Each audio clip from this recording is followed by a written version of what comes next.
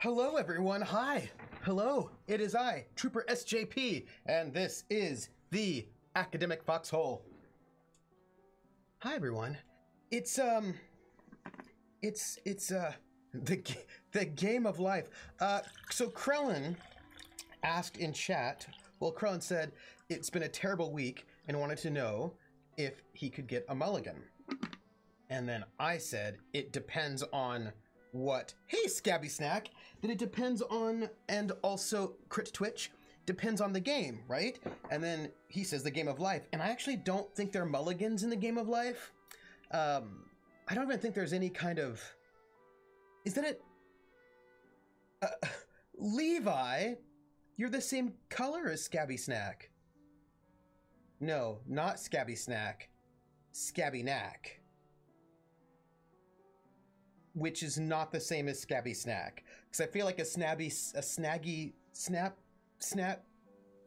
snack is probably kind of gross, but a snabby knack is totally fine. Yeah, so look, I have a lot of things to tell you all. Ooh! The name game. Come on, everybody. I said, now let's play a game. I bet you I can make a rhyme out of anybody's name. The first letter of the name, I treat it like it wasn't there. And then a B or an F or an M will appear. And then I say bo at a B, then I say the name, then banana, fanner, and foe. And then I say the name again with an F, very plain. Then a fee, fi, and a mo. And then I say the name again with an M this time, and there isn't any name that I can't rhyme. Control freak, control freak, bo control freak, banana, fanner, fo, control freak, free, fry, mo, control freak. Control freak. Yeah! Thank you so much for the, oh, yes, the name game. Come on, everybody. I said, now let's play a game. I bet you I can make a rhyme out of anybody's name. The first letter of the name, I treat it like it wasn't there. And then a B or an F or an M will appear. And then I say bo at a B, then I say the name, then banana, fanner, and foe. And then I say the name again with an F, very plain, then a fee, fi, and a mo. And then I say the name again with an M this time, and there isn't any name that I can't rhyme. But if the first two letters are ever the same, I drop them both and say the name. I like Bob, Bob drop the B's, Bo, Ob, or Fred, Fred drop the F's, fo, red, or Mary, Mary drop the M's, mo, airy. That's the only rule that is contrary. Be boodle floof, be boodle floof, be boodle floof, bo, e boodle floof, banana, fanna, fo, fee, foodle floof, fee, fa, mo, me, moodle floof. Be boodle floof. Yay! Thank you, Control Freak and Be Boodle, for all of the subs. And Be Boodle says 18 months of subs, and today is my birthday. Wait, Be Boodle, it's your birthday? You know what that means, right? I mean, you know what that means. Be Boodle. Be Boodle. You know what that means. Hi, Toad. I really do love the Rimpy shirt every time it makes me. I love this Rimpy shirt too. And I actually have two Rimpy shirts because there was a misprint and her hair, Eileen's hair, was a little off, so I have two now. It makes me really happy. So yes, B Boodle, I'm going to sing Happy Birthday for you.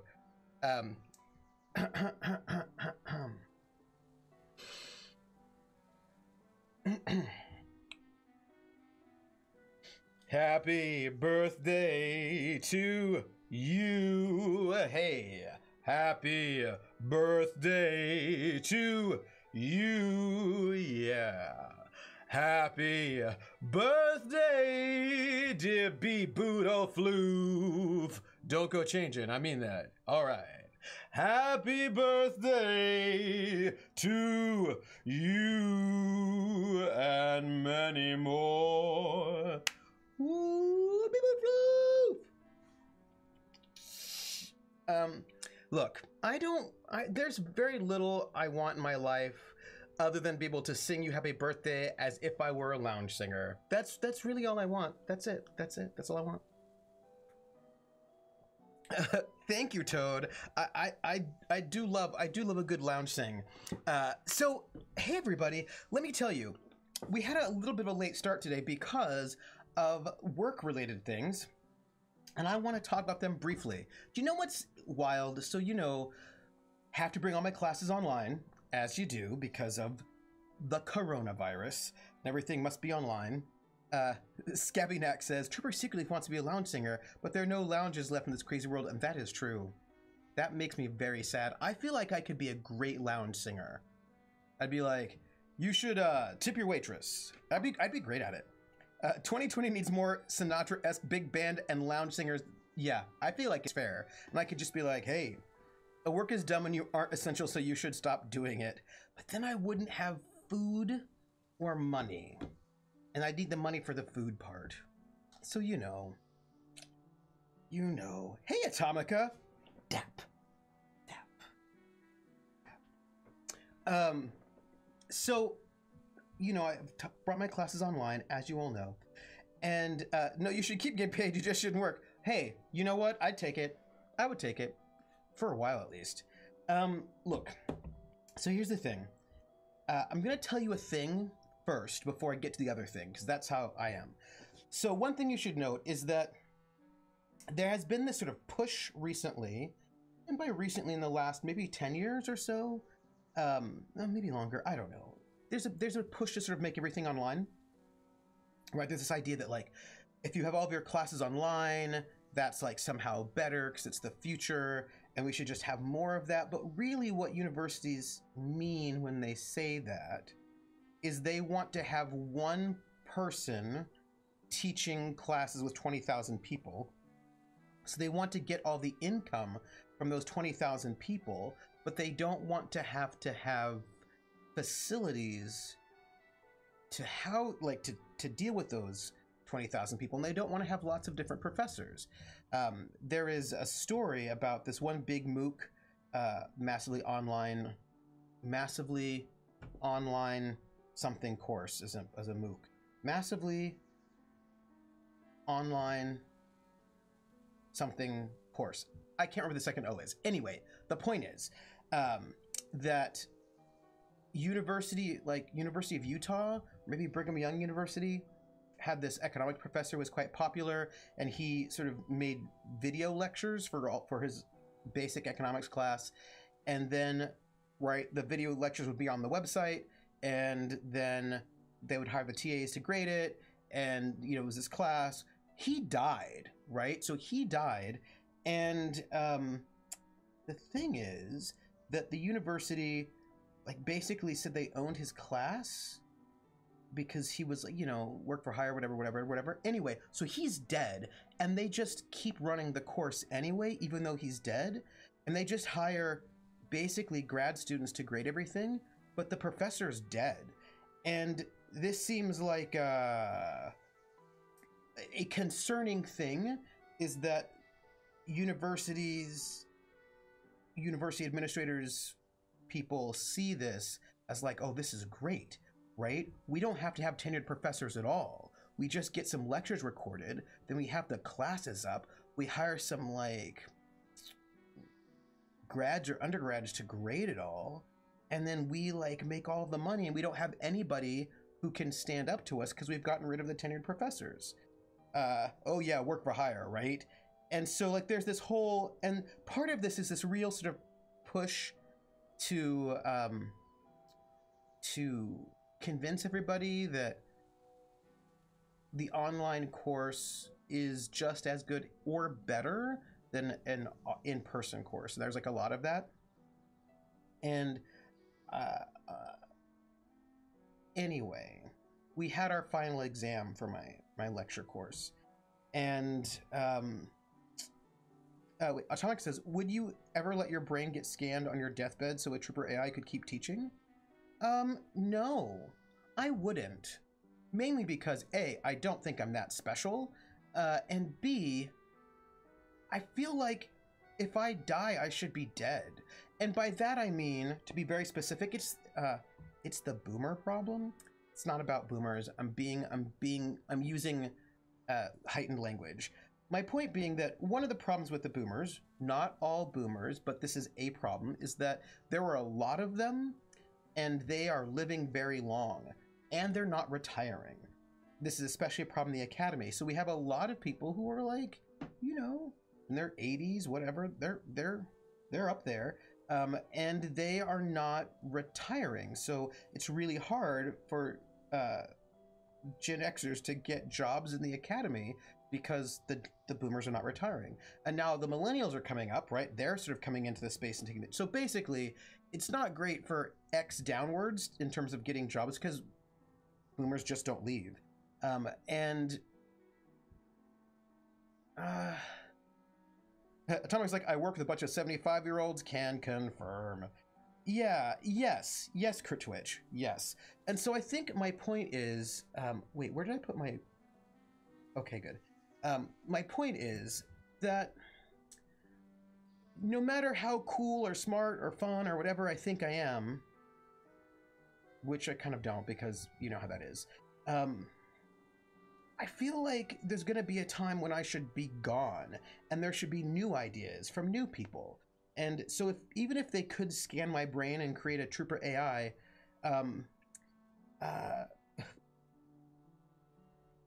here's what I would think about that. Atomic says not even management, rank and file who have just been there since 1812. Yeah, and here's the thing, 1812 was a long time ago. Do you know what I mean? So here's what I'd say.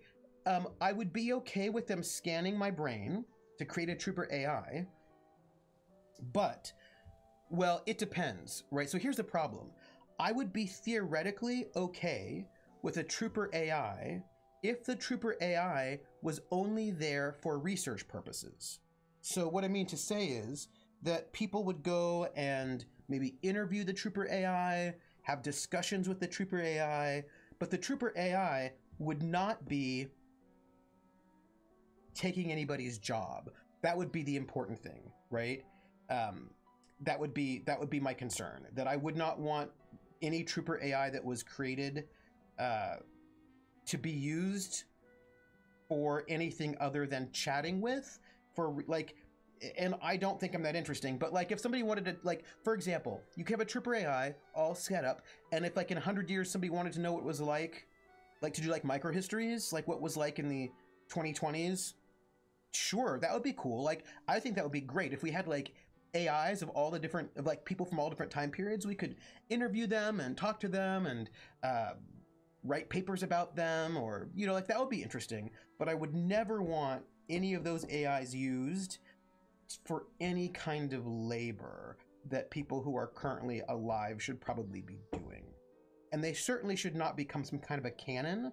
Like, they shouldn't be like, because in the year 2525, I would hope that people have different thoughts than I have about the world, and then my thoughts will be just like quaint history, which will be interesting. But it shouldn't, you know. Do you see what I'm saying? Do you see what I'm saying? I hope you see what I'm saying. Be some hellacious RPGing. I'm not trying to take any of the senior citizens I work with jobs. There are so damn many senior citizens in off. Yeah. Welcome to the Trooper AI. I just don't trust companies not to edit out my more radical bits. Toad, I get that, which is why for me, I think the important part of that line is the part you cut out. If man is still alive, because thank you, Krellin. Also, thank you for knowing the song. Yeah. And here the thing is that I think, first off, if there were going to be a trooper AI, I would want that to be done by the Library of Congress. Do you know what I mean? And not by a corporation at all. So like no Library of Congress situation. So Library of Congress, but no corporations. Certainly I should not be able to be used for advertisement in any way. What I would hope is that if I were ever at all turned into an AI, really, I would just be in an archive of the Library of Congress, just like you know how you can go to the Library of Congress website and listen to some of the oral histories that they recorded in the 1930s from the federal work administrations. They had this like slave project where they interviewed people who had been enslaved and recorded them talking about what their life had been like. And I think there's still some recordings and their transcriptions. And like, if I were the equivalent of that, if like Trooper AI was the equivalent of an oral history where people could just go and like ask me questions about life, that would be cool. I think I'd be totally fine with that, but not for any commercial purposes at all.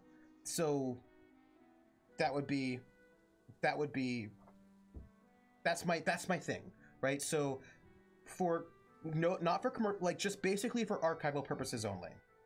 That's it. Like I don't need to be teaching in the year 2525. I don't need to be performing music in the year 2525 in holographic form on stage.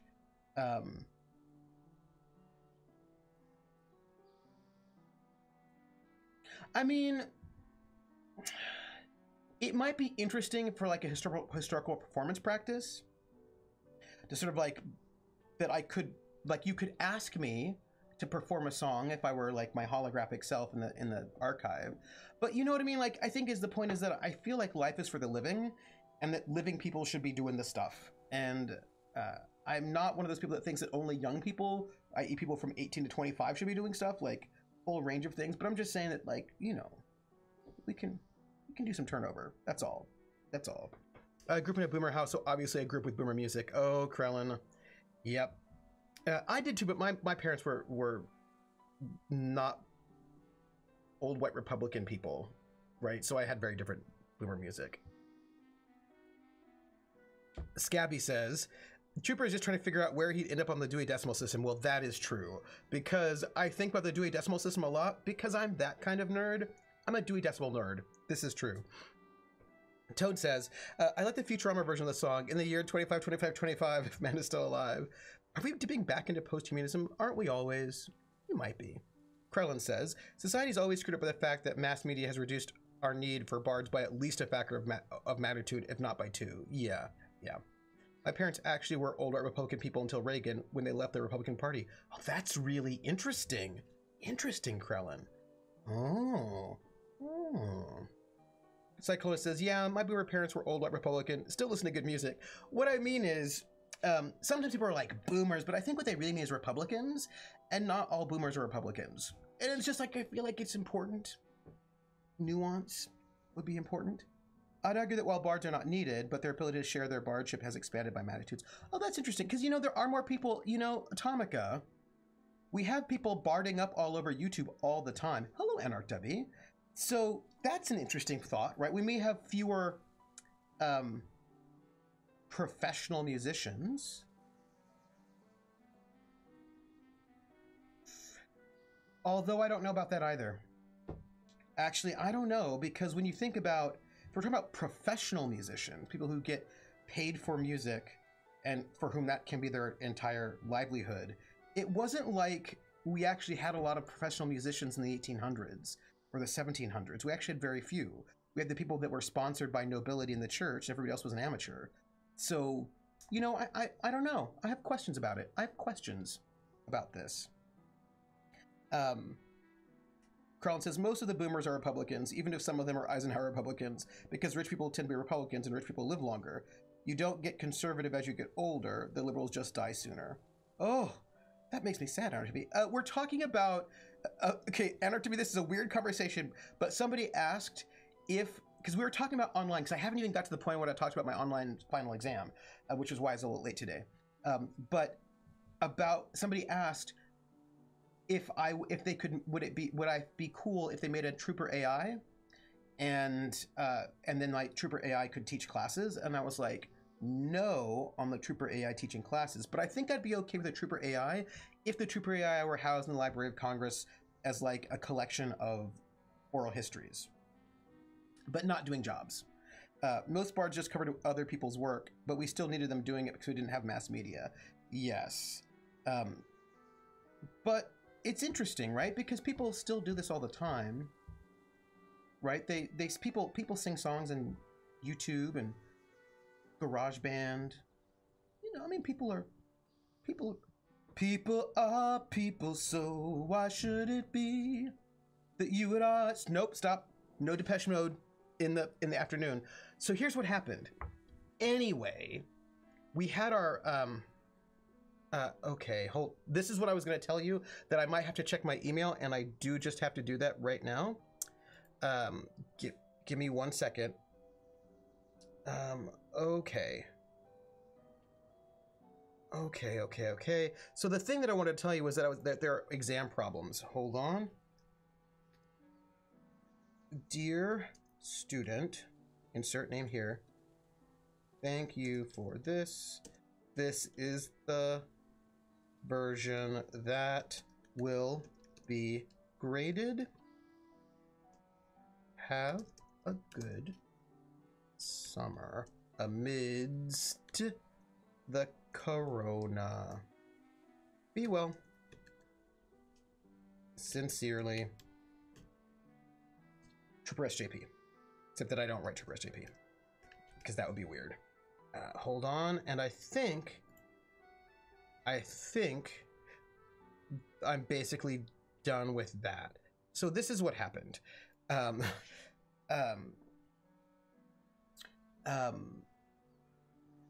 Yes, okay, people still do it, but they don't make it. But people didn't really make a living from being bards for the most part in the past. I mean, back in the day, most people who like was just a lot of folk music. People weren't getting paid for that, and the people who were, like, it was not a lot of people. Like, if we go back a couple, like, before mass media, most musicians were being sponsored by the church or by nobility, and there weren't a lot of them. It wasn't like there were a whole bunch of people. Hey, Ice Bunny. So, you know what I mean? Like, I don't know, because, yeah, that's all. You have to think about that.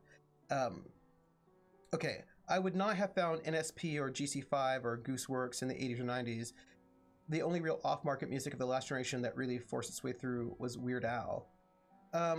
Well, it's weird, right? Because I grew up in the 80s and 90s, so I listened to a lot of off-market stuff, because, you know, all us bards who should be out singing in local taverns and street corners but aren't because of mass media copy and copyright. Well, I suppose it depends on where you live, because a lot of the bars around here do have bands, local bands, cover bands, karaoke. Ooh, right? But here's the thing: those people didn't earn livings back then. I think that's the thing, that it's never been really great. Like, it's not been really a lucrative job. We had more space for that. I think more people were earning a living, making money, performing music in the 20th century than they were in the 18th century. It was, you know, the 20s, 30s, 40s, 50s, 60s were all pretty decent times for local bands to perform, and that was in part, you know, mass mediation was part of that in certain ways, you know. Is it just me or all over the place more than normal despite us? I'm getting distracted by you all. New goal team. Get to producing the entire personal Jesus. With commissions and Patreon, we do have quite a few, not all, bards and entertainers making money in ways that weren't possibly been changed ago. That is also true, Atomica. There's a reason why Patreon is called Patreon. This is also true, Control Freak. Back in the day, they were lucky to sing for their supper. That is also true. But there were at least 10 times as many as there are now. I don't know if, I think this is tricky, right? Because I think that there were certainly more before Suburbia, right? So there are a couple of things that happened. One, post-World War, people started moving to suburbia, and the suburbs meant that fewer people were moving into this. So, like, basically, television, right? Television, the move to suburbia cut down a lot of people's previous sorts of entertainment, which was going out to nightclubs, which is not a thing that people did in the 18th century or first half of the 19th century. People just, I mean, because basically he wasn't really a great big musician in the first half of the 19th century either. But then there's that big space in the 60s where it was legal to drink alcohol at 18 for a while, into the 70s as well. So there's like a huge group of young people who were going out clubbing, which allowed more space for musicians and music. So that was still a thing. So basically, I don't think it's mass media that ruined the chance for people to be bards. I think that mass media actually, and the Industrial Revolution in general, actually a bunch of things, including the mass production of instruments, a bunch of things made it possible for more people to be bards. And then post World War II, the raising of the alcohol age to 21, a bunch of different things moved to suburbs, right? Then contracted that some. But I think that maybe that time was perhaps a slightly artificially large space. Yes, instruments are expensive, Ice Bunny. Also, bards were often part of small groups, and they did write stuff in groups. I seem to recall most actors and traveling entertainers being seen as society's dregs. They were, and also perhaps prostitutes. Oh, speaking of instruments, says Atomica, I bought a thing. It arrives next month. I'm not saying what till I can make it not sound horrible. Atomica, did you buy a cadaver? Oh, I heard different stories of partying in the 1920s. 1920s had a lot of partying going on. So, back to what I was saying. Because I'm doing this online class, I have to do this online final exam, which we did yesterday. And they have got like, it's a timed exam. They take their exam online. And of course, I've just been dealing with tech issues, right? People go on to take their online their online exam, and then their Wi-Fi fails, their computer crashes. And I just right now finished the last problem with somebody who was writing their exam, their computer crashed, all this stuff. And so I think that when we talk about like the glory of the online world, I think we sometimes forget that not everybody has access to reliable and stable internet. Not everybody has access to reliable and stable computers, and that but basically not everybody has online access in the way that will enable them to take full advantage of like a streamed online sort of course. And so I just worry about that. Plus it doesn't, there are a lot of things that you lose when you're in one of these sort of big courses like that. And so I worry about that a little bit. Anyway, I've just been dealing with all sorts of technical issues on my students' behalf, where they were sort of freaking out for the last 24 hours. Has been a bunch of that. Krellin says the internet should be utility. FCC. Yes, I agree. Oh, and Trooper being in Boston can probably back me on this, but street performing is still a thing, though on the decline in certain spots. Pre-corona. Oh, yeah. It sounds kind of like that. Yeah. No, it's true. Not only is that, but also we have so many, I mean, this is the Boston area. There's so many Irish pubs with so many Irish bands all over the place. I mean, there's so many bar bands in this area. All of them playing covers of the Dropkick Murphys. I'm exaggerating, but you get my point. Crit Twitch says, I actually did the whole mental break squeal and stop what I was doing when Trooper just asked you that, Atomica. Also, hi. Yeah, it was real frustrating. Crit Twitch, because I want to make sure they could take their exam. You know. Control Freak says, online learning is amazing for students with disabilities. It's terrible for people with low income households. So weak net links, disruptive home life, or family who don't agree with parts of your life, i.e. LGBT folk with phobic family. Oh, sure, yeah. And it also depends on the disabilities. I know some students who have mental illnesses wherein being at home isolated makes it very difficult for them to get work done. They actually sort of need our university has a student accessibility office, which really helps with making sure that if you have disabilities, especially mental disabilities, that you can get the support and need that you have. We have, but also not even just that, like we had means for people who were blind to like our university sort of did all sorts of stuff to make that happen, for blind students, for deaf students, for students with extreme anxiety. We had a whole, the institution had a whole office set up to help people who needed accessibility.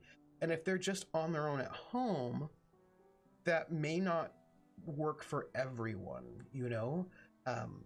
If the only issue you have is mobility issues, that's one thing.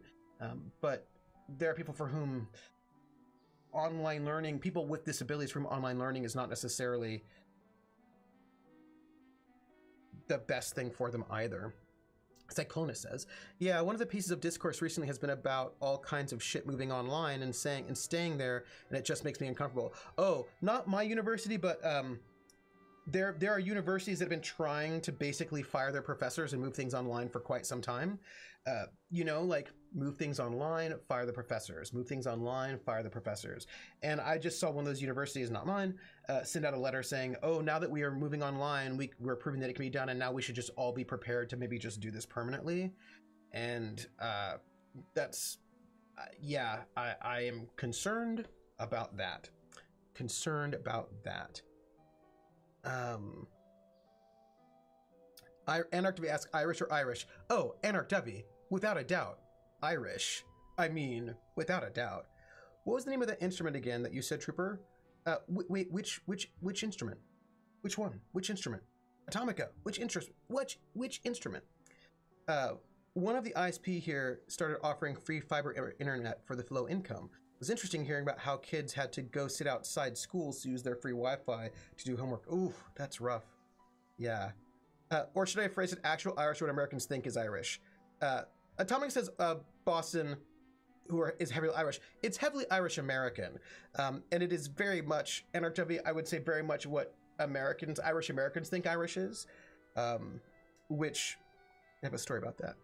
Yeah, we've more or less finished teaching for the year, but all the staff have argued to keep the classes going to provide some sense of normalcy for learners during quarantine. Yeah, yeah. But there are also assets who are Irish on St. Paddy's. Oh, I'm thinking about, I'll get there in my story. Every company is looking at the money they're paying for barely used facilities like, I'm one of those people that really needs to go to the office.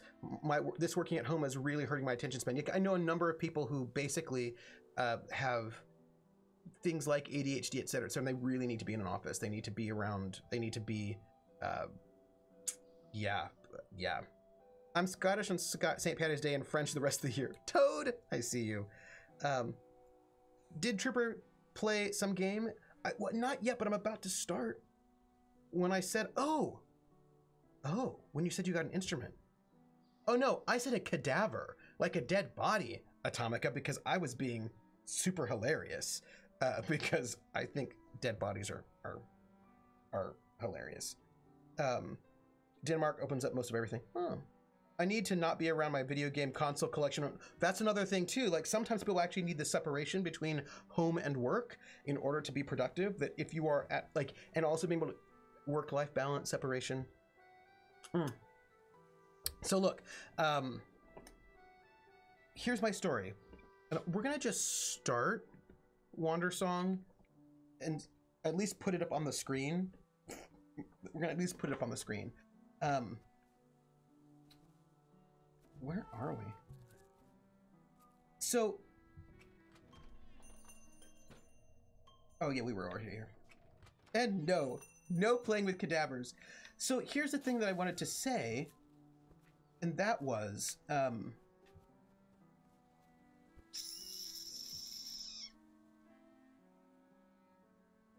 right. So I'm living in the Boston area. Oh, hello. You're the person I was mean to. I'm living in the Boston area, and the thing that's interesting is that I ran into an Irish woman, and by Irish I mean she was actually from Ireland. She was Irish. She was not Irish American. She was Irish. Anyway, I was chatting with her, and it's a question that I love to ask people. If there's one question I love to ask people, it is this: whenever I meet someone who is X. It does look very Night in the Woods, doesn't it? whenever I meet anybody who's X identity, X nationality, I always ask them what they think about X Americans. Like, I find that really interesting, right? So if I meet somebody who is Italian, I ask them what they think about Italian Americans. If I meet somebody who's from Africa, I ask them what they think about African Americans, usually sub-Saharan African, right? Meet somebody who's Irish, I ask them what they think about Irish Americans. Like, if I meet somebody who's Scottish, what do you think about Scottish Americans? Like, what do you think about this? Like, I think it's interesting, right? Like, I'm really fascinated by what people who are X think about X Americans, right? So I asked her, she was Irish, what do you think? And we are in the Boston area, which is like all Irish all the time. And I was like, what do you think about Irish Americans? And she was like, they're really irritating. And I was like, oh, okay, why? And she's like, well, first off, I don't want to hear the racist jokes. I don't want to hear it. Like, Ireland is a multicultural country. And so I really don't want to hear, hey, origami shuriken. It's like, I don't want to hear the racism. And then she said, also, we have computers and electricity in Ireland. It's not the 1860s. They keep imagining Ireland as some sort of like past fairy tale and not a modern country. And that irritated her. And then she also was like, and also all these things that they think are like super Irish are not. They're Irish American, or maybe they were Irish, 150 years ago, but they're not now.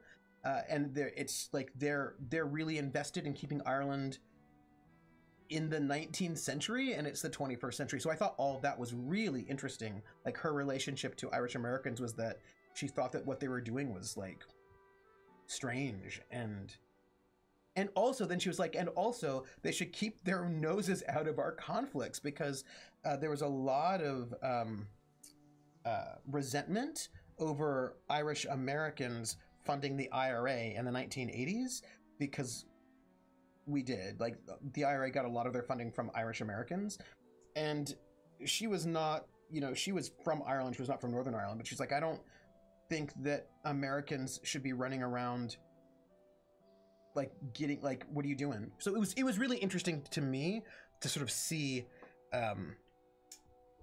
that position. So I thought that was really interesting. And then when I was running into, so let's see.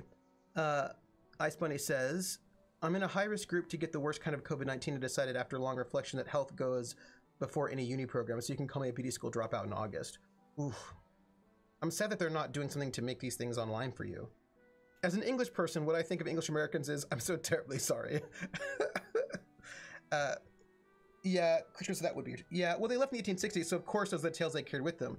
Sure, but the thing is, I think the thing that she was frustrated with, Krellin, is that they're so proud of being Irish, and they're so invested in Irishness, but they're not invested in Ireland beyond mythology, right? They don't want Ireland to be a modern place with modern people. They want Ireland to be a fictional, mythological place, but like people actually still live there. Hey, Sal. Yeah, it's very odd that Americans are American no matter where their ancestors come from. That's basically universal, isn't it? The rest of the world thinks America should butt out of their affairs, probably. Hey, Iffy. Ooh, Iffy, there's a sombrero on that heart, and I love it very much. Very much. Ice Bunny, that... oh! The name game. Come on, everybody. I said, now let's play a game. I bet you I can make a rhyme out of anybody's name. The first letter of the name, I treat it like it wasn't there. And then a B or an F or an M will appear. And then I say bo at a B, then I say the name, then banana, fanner, and foe. And then I say the name again with an F, very plain, then a fee, fi, and a mo. And then I say the name again with an M this time, and there isn't any name that I can't rhyme. A frithial, a frithial, a frithial, a frithial, banana, fanna, fo, frithial, fee, fi, mo, frithial. A frithial, woo, woo. Oh, nice. Oh, I love that. Oh, sombreros everywhere. Sombreros everywhere. I sombreros. Well, the help for the dyslexia was a bad joke, and I have way too much anxiety over exams, formula, and all. This Corvid was just the last drop. I'm sorry to hear that, Ice Bunny, but maybe you can like still do the things that you want to do anyway.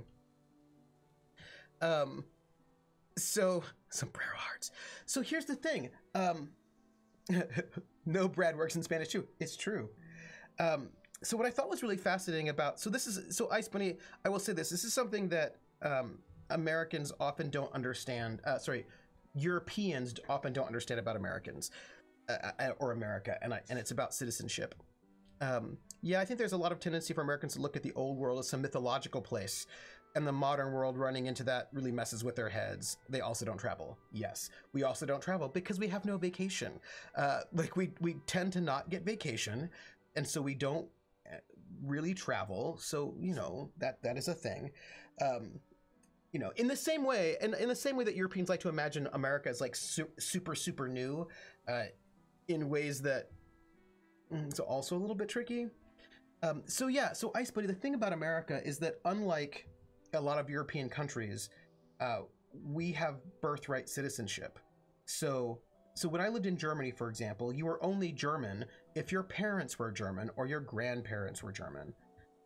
How can you be united if you self-divide? Everybody self-divides. Everybody self-divides. There are still many Americans who have never traveled more than 100 plus miles from their place of birth. Yes. I've run into a lot of the why would you want to go anywhere else train of thought. Well, you know, you do what you can with what you've got. If you can't go anywhere because you have no money and you have no vacation, then you make do with what you got. And it's not like British people are not the same. Like there are British people who never leave London. You know what I mean? Like people are in that space. Some of that is part of the cultural diaspora. Views of the old world become static while the actual old world changes totally. So we have in the United States, if you were born in U.S. soil, you're a U.S. citizen, and that is not the case in a lot of parts of Europe, right? So, for example, when I lived in Germany, you could be born in Germany and you wouldn't be German. Your parents could have been born in Germany, you wouldn't be German. Your grandparents could have been born in Germany and you wouldn't be German. And this is especially true for a lot of Turkish German people, right? So people who are third generation living in Germany, but they're Turkish, and so they're never really German. They don't count as German. They're seen as foreign, even though this is the only place they know. They've been here their whole life. Their parents have been there their whole life. Their grandparents came there post-war to help construct the country back.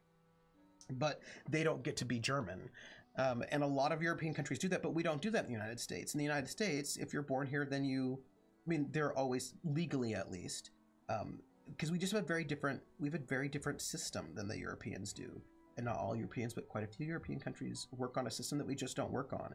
And I think it's actually really hard, and if he points out legally, it's really hard, I think, for a lot of countries that don't use our system to understand it, right?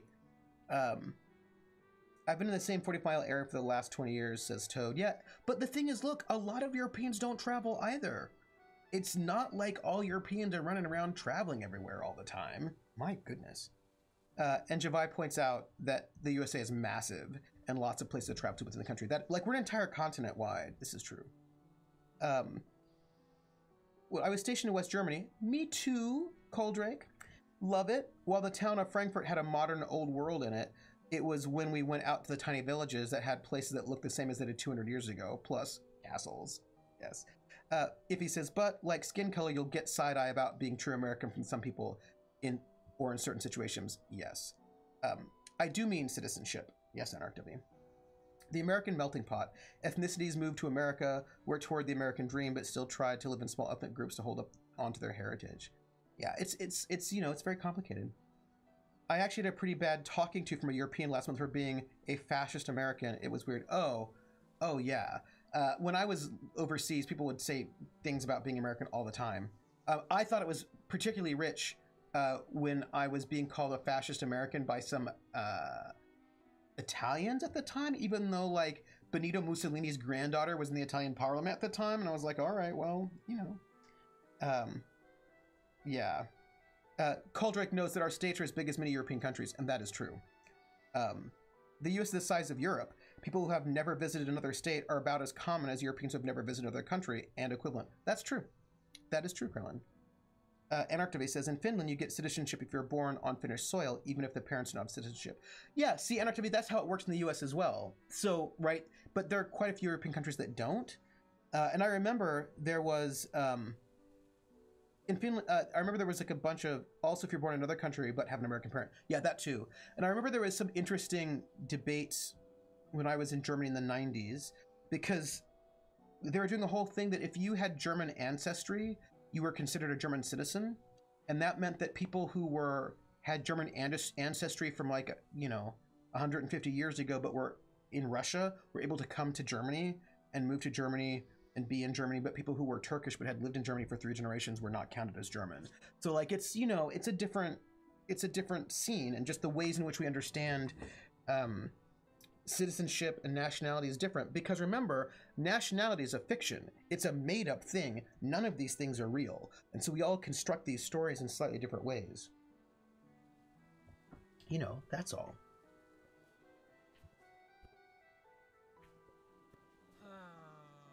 When the racist assholes in America talk about anchor babies, they're referring to children born to non-American parents in American soil. Atomica says, I've unfortunately never been to another country, even Canada, but I've been north to south and east to west in the US. I haven't been to the Southwest, though. There are no dotted lines between countries, unless you want to paint one.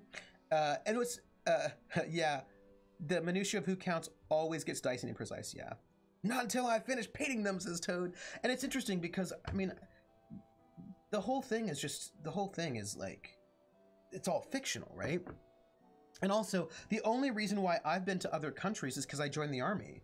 I was not of the social class that would allow me to travel to other countries. That's really expensive. And growing up, we didn't even really, I never left California till I joined the army, as a matter of fact. Now, California is a big state, but I didn't have money. We didn't even really go on vacation. Like the most we did, I grew up in the San Francisco Bay Area, is that maybe once or twice, maybe 3 times total, we would drive to Santa Cruz for a 3-day weekend and get like a motel room and then go to the boardwalk in Santa Cruz. But that was like a lot of money for us. We didn't have a lot of money, so we couldn't really go. We couldn't go on vacation. Like I didn't go skiing or any of those kinds of things. Generally speaking, when the summer happened, we just stayed home. And if we were lucky, every once in a while, every once in a blue moon, when things were really going well for us, we would take a 3-day weekend and go to Santa Cruz.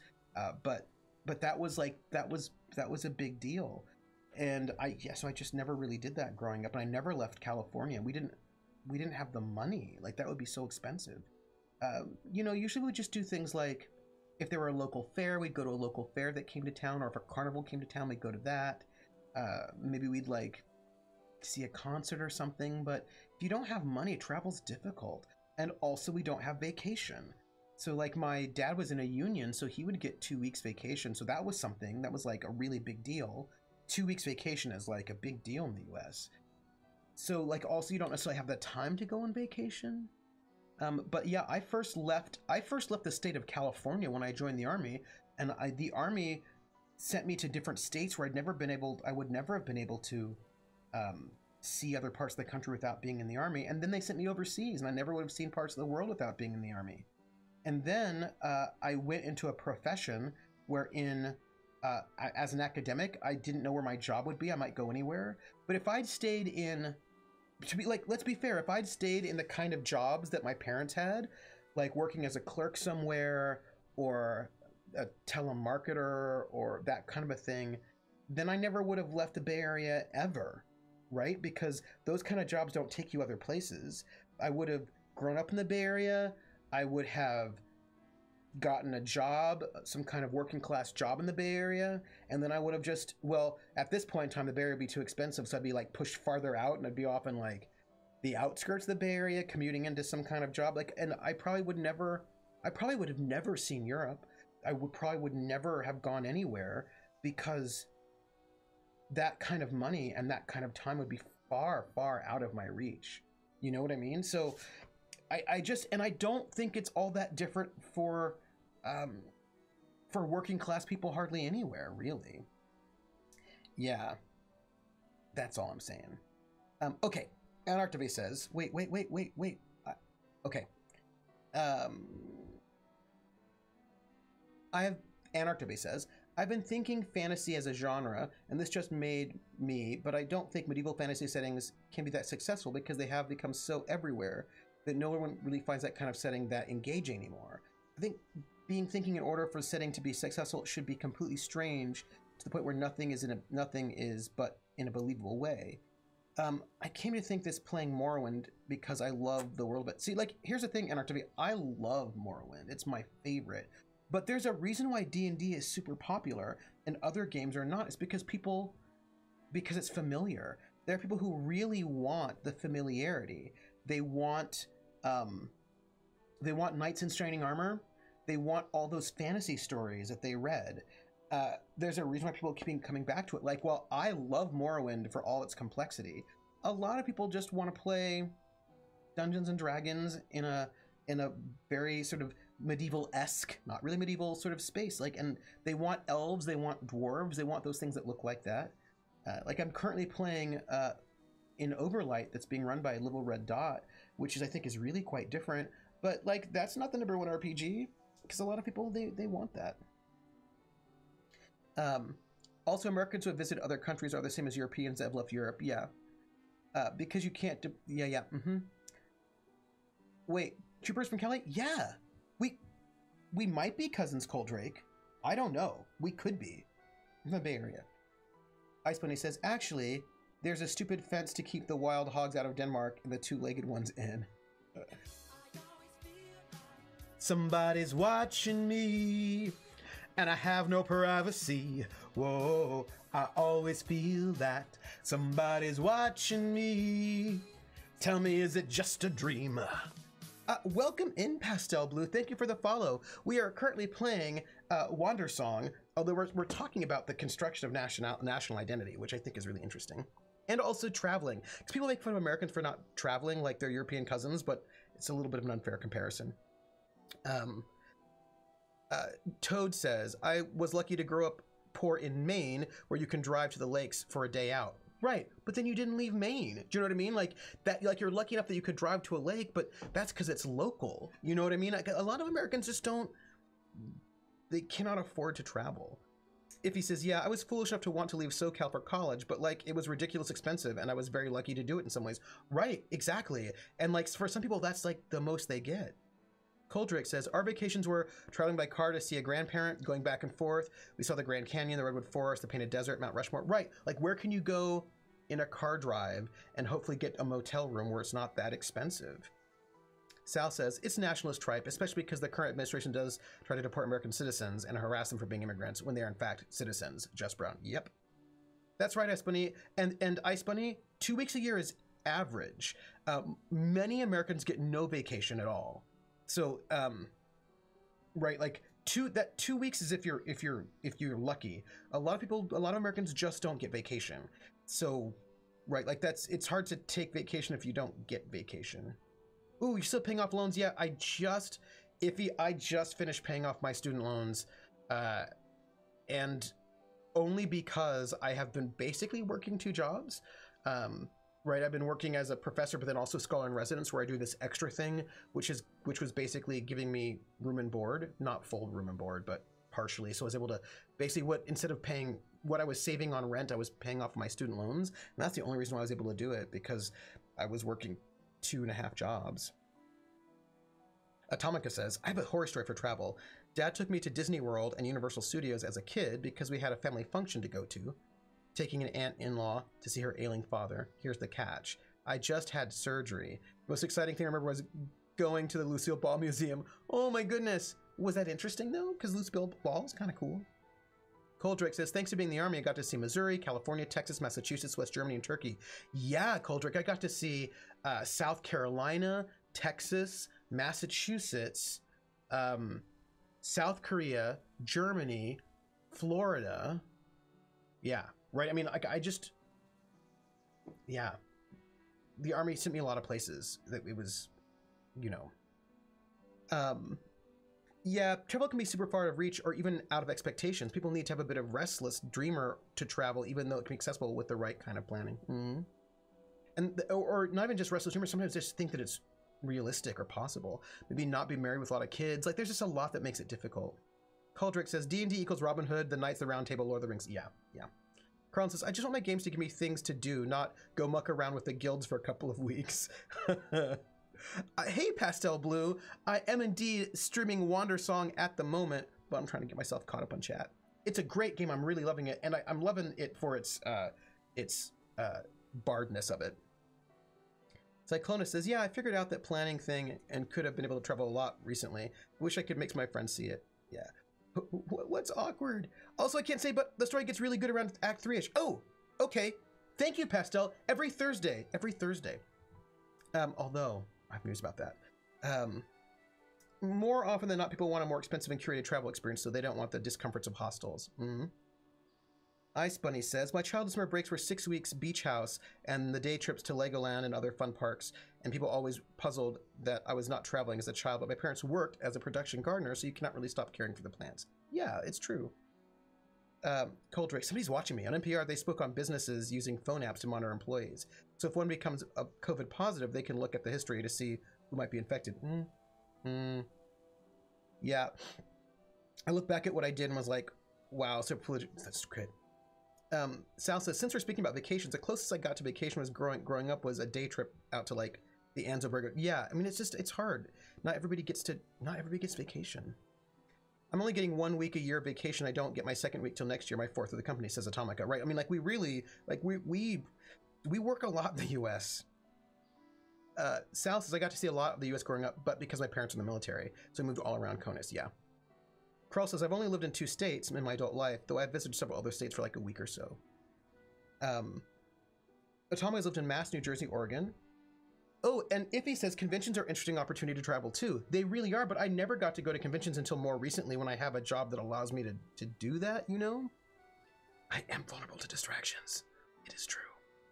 And Arteve says, also, one thing about thinking how when people are converted to Christianity in history, especially the people who were converted later in history, like South Finnish, were converted 12th, 13th century. A lot of churches have paintings where Finnish pagans are being baptized by a bishop and king of Sweden. Oh, yeah. Atomica says, Lucille Ball is brilliant. I used to watch Nick at Night as a kid and so a lot of the older TV. Distraction Force, the SAS Greenberry equivalent of academic foxhole. Yes. Oh, and depending on the con, you may never leave the con building. That is so interesting, actually, because I go to these conventions, conferences, pardon me, for work, and I don't even really get to see the town because they schedule meetings from like 8 in the morning to like 11 o'clock at night, and so like I'm there for 4 days, but I'm like working the entire time. Whatever. Poor Lenny. Hey, you new in town? What's with the get up? I bet you're really cool. Want to do something thrilling? Quit being weird, Mitzi. You've heard about the monster cave outside town, yeah? Sometimes at night we like to just stand in there. See how long we can do it without getting scared. It's scarier than it sounds. Danny always wants to hold hands. Makes me feel safer. The cave is like right next to a graveyard too. I'm sure it's totally haunted. You hear all kinds of weird noises in there. The name game. Come on, everybody. I said, now let's play a game. I bet you I can make a rhyme out of anybody's name. The first letter of the name, I treat it like it wasn't there. And then a B or an F or an M will appear. And then I say Bo at a B, then I say the name, then banana, fanner, and foe. And then I say the name again with an F very plain, then a fee, fi, and a mo. And then I say the name again with an M this time, and there isn't any name that I can't rhyme. Salixin, Salixin, Salixin, Bobalixin, banana, fanner, fo, phalixin, fee, fi, mo, malixin. Salixin. Woo! Thanks for the resub, Sal. It's been like 18,000 years, right? Ooh, Control Freak, thank you for the gift sub. That is nice. Ooh, yeah. Carlin says, I've actually visited a state in California, Colorado, Florida, Iowa, and Texas, and lived in New Mexico and Ohio. I don't count states I passed through on the way to other places. Yeah, I don't count those either. Also Hawaii. If he says, I had family that moved to Florida, and my brother and I alternated summers visiting when I was a kid because my family thought it was a way to keep our families united. Yeah, you know, like my dad moved from the East Coast, and I never got to visit them as a kid. Yeah. Ice Bunny says, the best thing at a symposium is the drinking with the others. Atomica says, the dumbest thing about my retreat cross-country and my return is I drove mostly at night. Oh, so you were sleeping during the day so you couldn't see stuff. It's a bummer. But only SoCal City. Thank you for the distinction, because they're quite different. Like the states, California's a quite a long state. Cyclona says, as a kid I was able to travel around most of the states, a lot of long car trips. As an adult, I've been completely bitten by the world travel bug. I blame my favorite college professor, COVID as hell. Yeah, we didn't have a car for a long time growing up, and so we just didn't have that mobility. We finally got one later, like, you know, a really bad, crappy car. One of those cars you can buy for $500, a beater car. But generally, like, we didn't have a car for a long time, so we couldn't really travel a lot, you know. Trooper got dangerous close and play the game. You're welcome, Sal. I see you, control freak. I have 2 driving cross-country stories, Trooper. Want to hear the cool one or the terrifying? Terrifying one first. That's the one. Phallickson still makes me giggle some 12. That's fair. Origami says, I tell people I grew up in Wisconsin and they always ask if I've been to the Dells, which I have technically, but I went for a hair show when I was in cosmetology show school, so all I saw was the conference room, not the water park. Yeah, that is a mood. That is real. Family lived in Florida. Family in Florida lived humbly in small apartments, trailers and such, but like as a kid we were willing to put up with a lot more discomfort and then do an occasional fun thing and see like a theme park. Yeah, you know, I mean, I feel like as a kid, I did not have a lot of money as a kid at all, but like I was a kid, what do I care? Do you know what I mean? Like I didn't really think about it so much because I was a kid.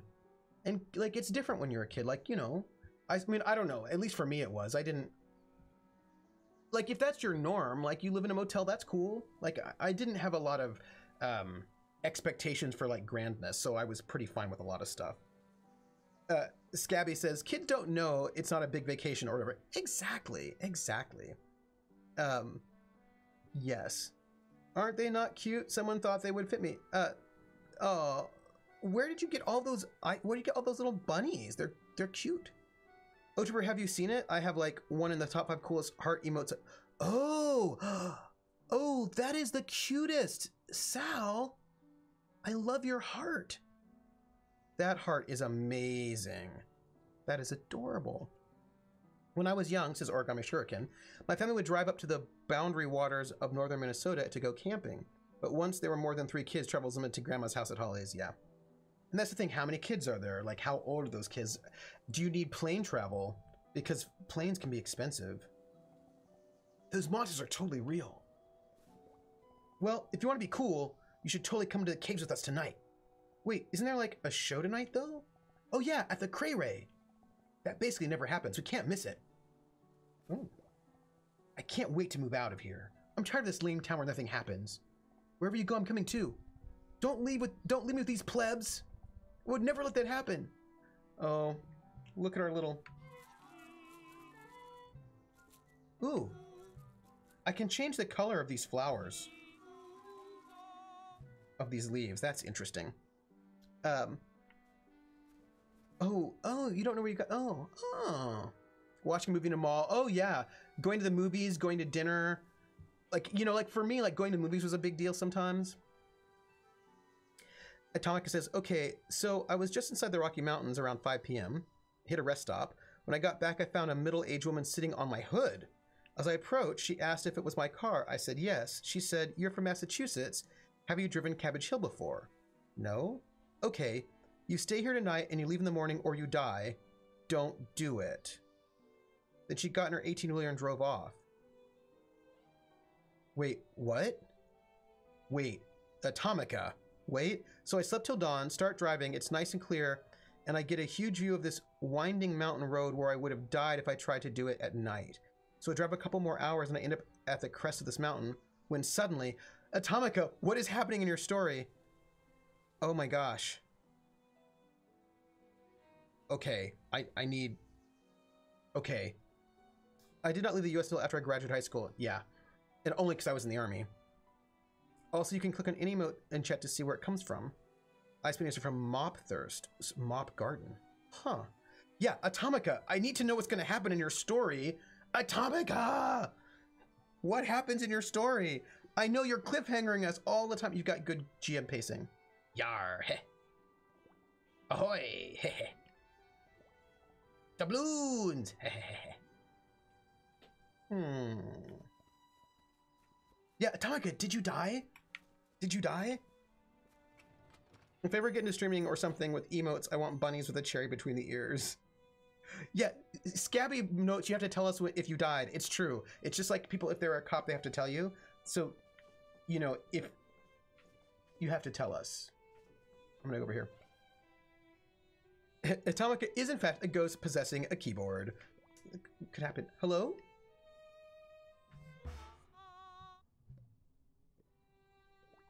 Hello? She's ignoring me. Hello? Oh, she's totally ignoring me. Aww. I've traveled a few times. The only country I've visited is Sweden and Haparanda. All other times I've visited such South Finland, where my grandparents live in Helsinki. Right, because the thing is, a lot of people don't get to travel outside, and like not everybody even has a. In the United States, a lot of people don't even have passports because their driver's license will just take care of everything. Atomic says, I hit a snowstorm. Oh my gosh. I'm in a convoy of 18-wheelers in a Mitsubishi Eclipse. I can only see hazard lights. We go down the mountain around half speed of smell. At one point, I look in the back mirror, and there's my cat cleaning himself, looking calmer than he's ever in my life. Meanwhile, I white knuckle my way down the entire thing. We get to the bottom of the mountain, the storm stops. Oh my gosh. That woman was trying to save your life. Oh, I could try harmonizing with your music, Sal. That's a good idea. Listen, if 2020 is the year I learned to pierce the veil, it wouldn't be the worst that happened. Let's see what we can do.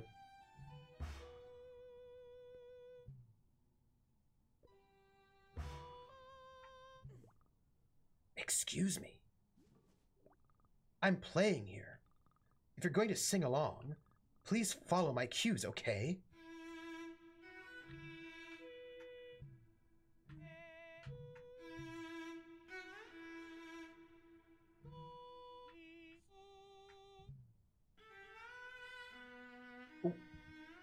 Ooh, I like this.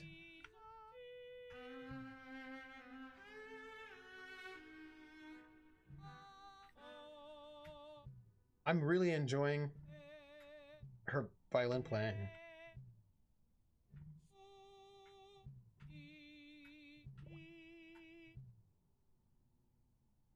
Ooh.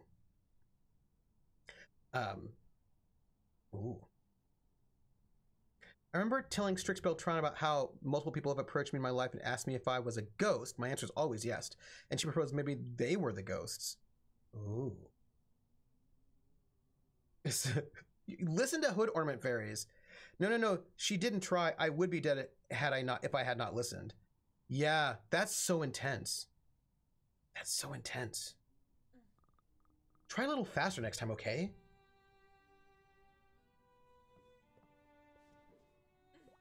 You again. Let me sing with you. Fine, but try to keep up this time. Okay.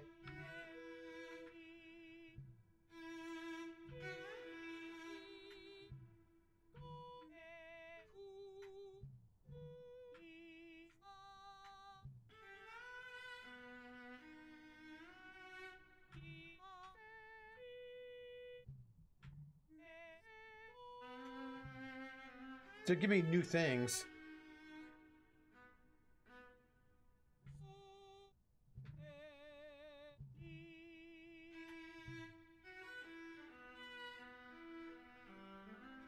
I do love strings. It sounds a little bit like... Oh. Ooh, she's on fire.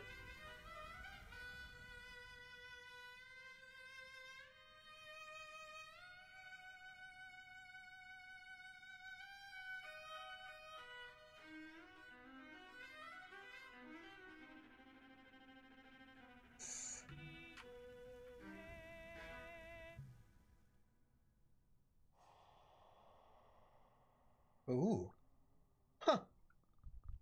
not quite at my level, but pretty good. You're good too. Oh, why, thank you. I'm Viola, by the way. Pleasure to meet you. Want to join my band? With you? Yep. And this guy called Manny. Oh, Manny, huh? He's been begging for me to join his band for a long time. But if he's got you in there too, this might really be something this time, All right. I'll perform with you. Hey! But I'll talk to Manny about this. Arrangement. Hey, we got success. Yeah, she is about to beat the devil. The devil went down to Georgia and Viola won, is what happened. My mom thought I had psychic powers because when I was young, I sleepwalked in my parents' room and said Daddy's going to die, and the next day he was in a minor fender bender. Oh my gosh. So you know what? About the devil went down to Georgia. Look, this may be an unpopular opinion, but I actually liked the devil solo better. I thought the devil was really good. I thought the devil solo was like pretty awesome. So, just saying. I'm reading. Oh. What's the book? Sounds like the devil's solo was better. Yeah. That's what I was thinking. I mean, I thought so. It's a fiction story? Ooh. That's cool. I'm reading. Yeah, but what's the book? It's a fiction story. About? What about? It's a lot to get into. Ooh, tell me! Well, there's these 4 kids who decide to play a game, but the game brings about the end of the universe, and they have to go on a sort of planetary quest to collect materials to make a new universe, and there's aliens and time travel involved. It's a lot to get into.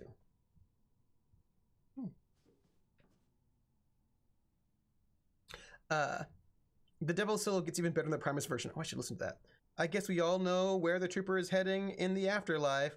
In the afterlife, you'll be ready for the serious strife. Oh, wait. Oh, come on, hold on. In the afterlife, you'll be ready for the serious strife. Because then will be hell to pay. Oh, come on. It was one of those neo swing songs from the 50s. Come on. Come on, you know the song, right? Who was it by? You recognize the tune. Thank you, Iffy. Unless it is Homestuck. Comes as well. Started out promising. Hey, Rissa. Back in a sec. I have to keep working while I listen, but vacation starts Saturday. Woo. Wait.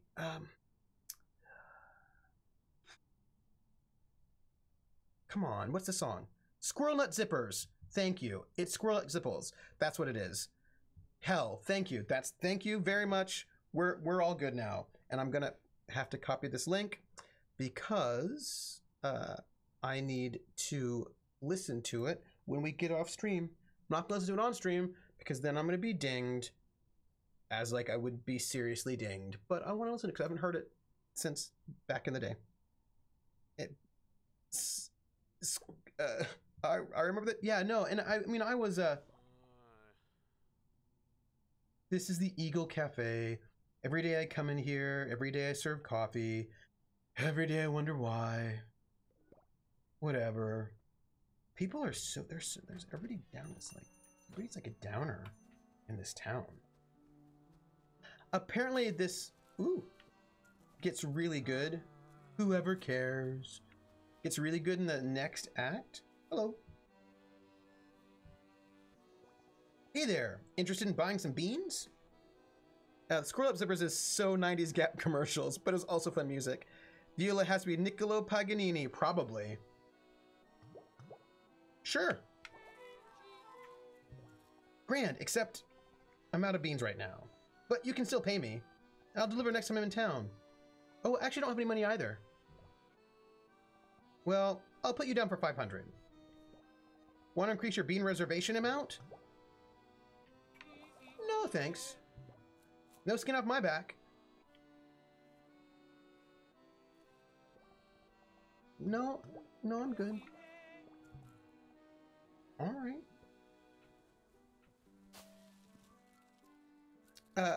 Want to buy some magic beans? Hello. Have you heard the new Home Sweets theme song? There's some nice qualities to it.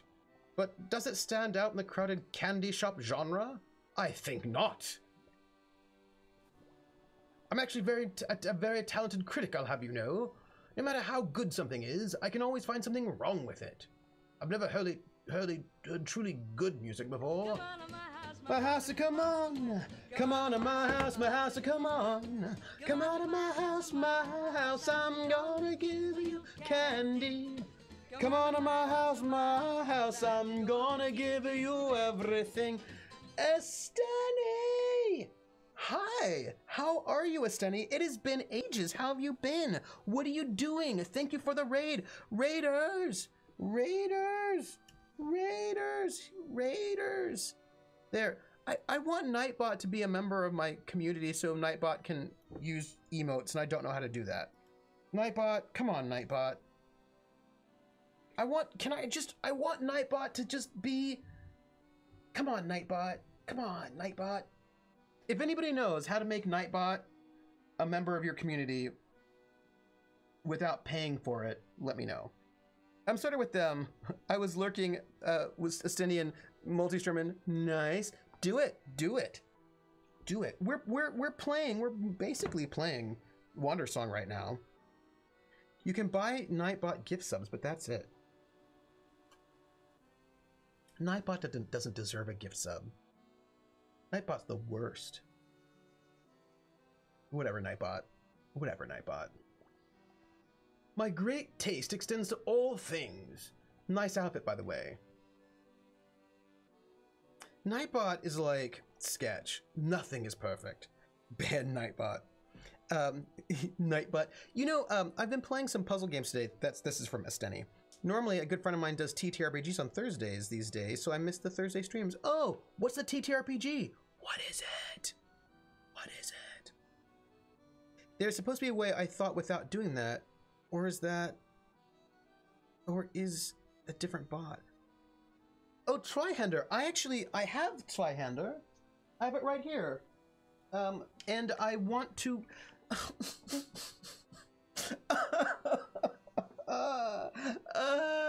Why? Look, here's the thing.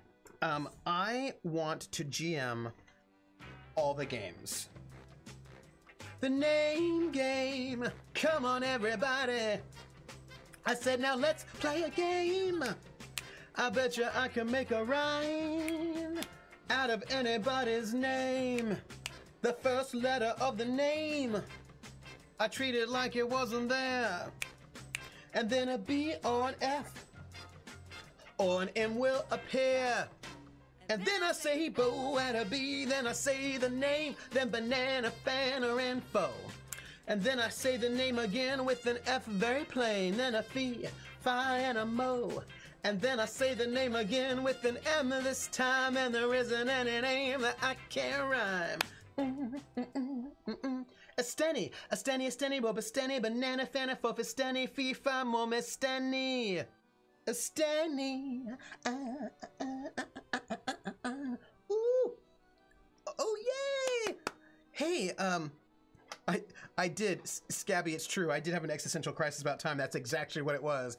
I feel like, Scabby, you knew exactly what was going on there, and it was about how I want to run all of the games. I just was like, oh, Trihander, I really want to run that. Ooh, Shadows of Esteren. I really want to run Shadows of Esteren. Ooh, I really want to run Phoenix Dawn Command. Oh, that would be great. I should really run Call of Cthulhu 5e. Oh, but I really, really, really want to run the Dracula dossier. But but then what about Mask of Nile? Oh, but then I really should be, but then I just, what? Like that.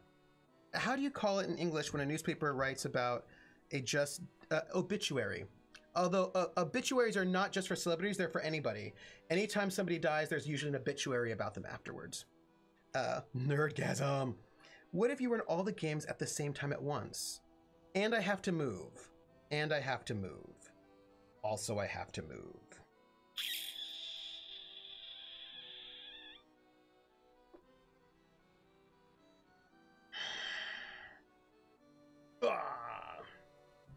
That's all. Do you prefer running or playing in games you haven't tried yet? Ooh. Sorry, just running a trooper. Not the obituary thing. Do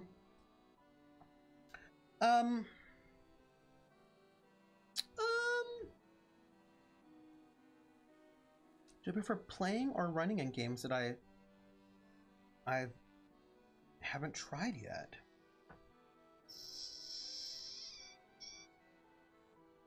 Depends. Basically, I'm fine with either for the most part. If I've not done a game yet, really, because let's be really fair. For most of my life, I've been a forever GM, and also for most of my life, I've also been the one who wanted to play games that were not D&D. So if I wanted to play a game that was not D&D, I was going to have to GM it myself.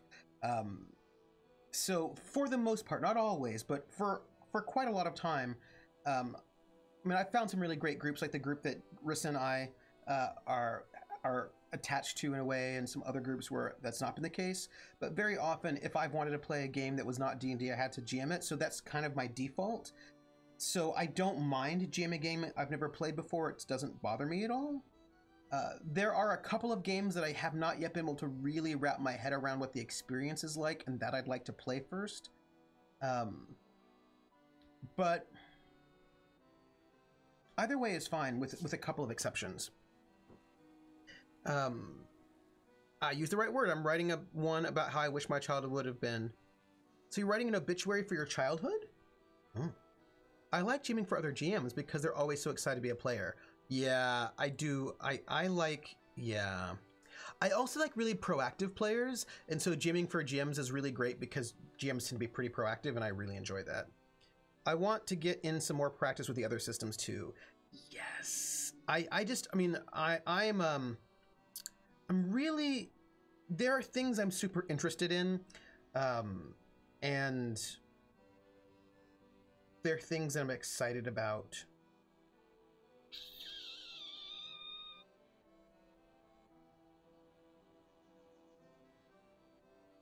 Yeah. I have thoughts about this.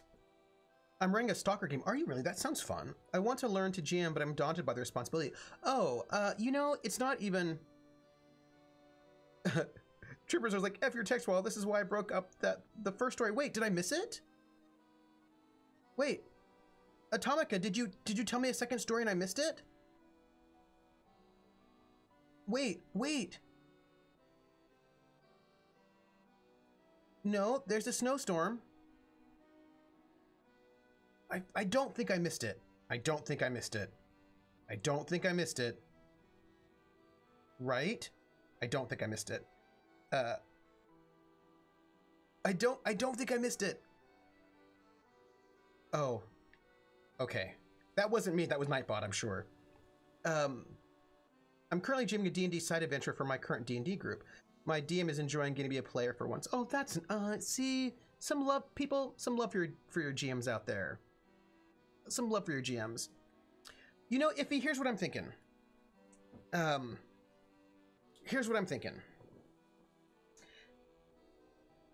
I feel like don't be so daunted by the responsibility because you're playing a game with your friends, one, and your friends want you to succeed. So go and GM for your buddies, people who care about you and who are invested in you because they want you to succeed. You know what I mean? So like, don't be so daunted. Just go and have fun with your players. Sorry, GMing, blame Toad. The second story is I traveled through the painted mountains of Utah at dawn. Ooh. Did you see the Gizmodo article on non-combat RPGs? I did not. Gizmodo. Can I find it? Because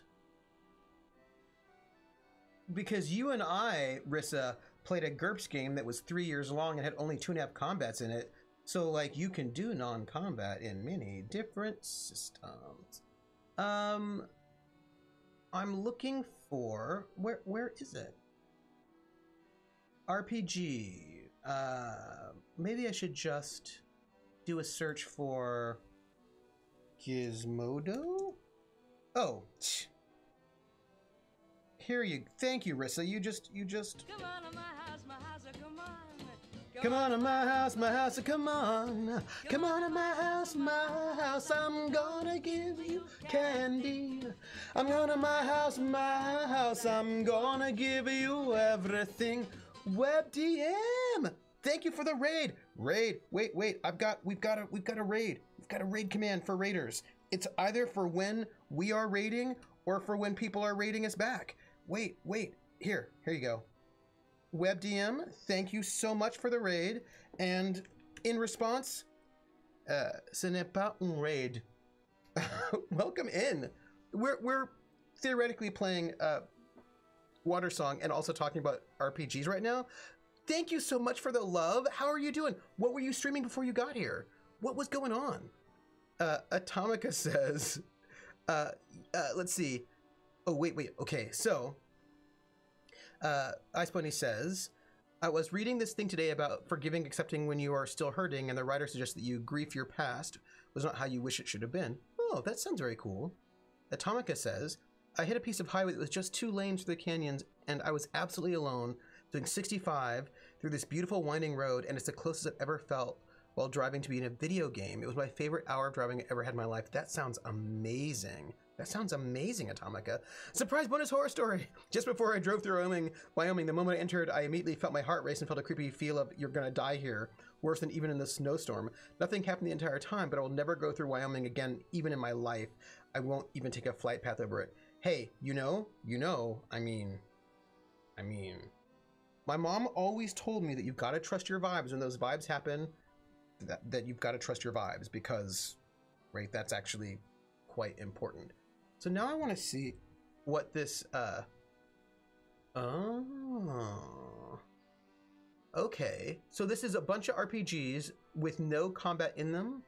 Let's see, we have Till Dawn, Romance in the Air, Primetime Adventures, Tales from the Loop, Golden Sky Stories, Fiasco, Threadbare, The Play's the Thing. Huh.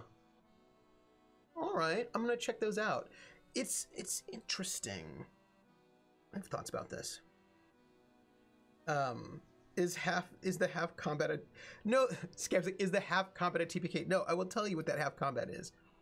Control Freak says, to be fair, I tend to run GURPS Combat Light, but that's because the combat is the part of the GURPS rules I like the least. Oh, I love GURPS Combat more than any other combat ever. Like, I am a big, like, I will play with no combat ever, but I love GURPS Combat. If there's one thing I love, it is one of the things I love more than anything. I think it's, like, I love GURPS Combat so much. Origami says, I started DMing in the D&D 5e starter set for my roommates who played for ages. I've never even played, but they were so excited to play that it put me at ease so I could just ham it up. Oh, prepping Saturdays. Grant, I was just saying that I want to run Dracula Dossier one of these days. I was just saying it. How are you enjoying it? I mean, because I got the actual Dracula book and everything, and I love, like, I just think it seems so great. How is that campaign going? You should tell me. I want to know. I always wished Dan and Roseanne Connor were my parents. Huh, interesting. Way Stalker works is the GM gives a task to the players. The players gives an idea how to solve the task, and the GM gives a rating for the idea, 1 to 5. Then the players then roleplay the idea, and the GM gives a rating for the roleplay between 1 and 5. Then GM multiplies the 2 scores, and if the score is equal to or over the difficulty rating, the players succeed. Oh, interesting. Tales from the Loop is an RPG. It is indeed. They made an RPG out of it, and I think it was the first one before Kids on Bikes. Atomica says, well, keep in mind, I'm a logic science type. I don't do vibes, and it was such a strong vibe that I went, yep, listen to this one. My mom always says, listen to your vibes. I'm a nerd, it's true. And that's the whole system. You can die really fast. Ooh, my goodness. Vibes equals a cosmos using its 2x4 to get your attention. My mom had a thought about, I read a thing about vibes, which I thought was really interesting. So my D&D group has only had 3 combat encounters in like a month of sessions. It's fair. I had Trooper on my D&D stream and we did no combat, just role-played social encounters like a bunch of nerds. It was so good. And by the way, I'm hoping I can come back and visit, not this Sunday because grades are due on Monday, but maybe the Sunday after. We could talk about it, Origami Shuriken. Maybe we can talk about it. Most of the games on the non-combat list seem to be fairly narrativist, but you know, so here's the thing about non-combat. Someone has to be there to point that out. Oh, whatever. Here's the thing about non-combat. I was talking to somebody who was from a bit more of a traditional bent, and they were like, they couldn't really conceive of what you would do in a game if there was no combat. They're like, how would you make it exciting? Like, how would that be? And I was like, look, in the game that Riss and I were in, it was Transhuman Space. We were detectives. We only had 3.5 combats total, as I count them. Although there was another maybe half, yeah, I would say 3.5. Javai's like, drama is super exciting. Yeah, but also, you know what's also exciting? If you want even to get a bit more traditional in your game, do you know what is also super exciting? When you are stealthing into an office to try to go and get the information on the bad guy, and there's like the bad guy has like a nano swarm that's like moving around the office building, and you need to try to break into this thing and get the files and then get out before you're found. Like, that's supremely exciting, and there's no combat in that moment whatsoever, right? Okay. Rissa knows exactly the have combat that I'm talking about, and it was Dermot being a dumbass. There's like, actually, so here's the thing. In our game, it was 3 years of real time. I count 3.5 combats, and 2 of them were with Dermot. And, okay, so what I'm trying to say is, there was only one combat that involved the entire party, and that was also a fake combat. So I'm just gonna note out some things. There's not a lot of meat in D&D non-combat stuff. It's just a lot of homebrew and GM hat pulls. Yeah. Control Freak says, I really want to run a court entry game with the D&D rules now. No combat, but roguery, magic, and such. Then allow combat using just a version of the Warhammer Fantasy rules and playing out as actual battles. But Control Freak, I bet there are way better systems for that. There are way better systems you can use. I'm just saying. So many critical successes on cooking. What you're saying is you didn't infect it. I did not. So, like, look, I'm going to tell you, hi. I don't really have time to talk to you. I'm a pretty cool guy here in Delphi. It's Ryan. Could you stand, like, way over there? You're cramping my style. How did I get so cool? Simple. I just opened my eyes to how lame everything is. People respect that kind of vision. So, building. So here's the deal. Transhuman Space, 3 combats. Well, there'll be better systems, sure, but maybe people know Warhammer. Oh, yeah. Well, but why would... Just do Rollhammer. Rather than, like, doing D&D and then putting the Warhammer in, just do Warhammer. Right? Like, just do the Warhammer. Hi, Crazy Raven. Ooh, look at this place. Fancy. After I get my trap card. No, look, I have to tell you about the 3 combats that happened, so I'm gonna be distracted. Yo, make yourself comfortable. What?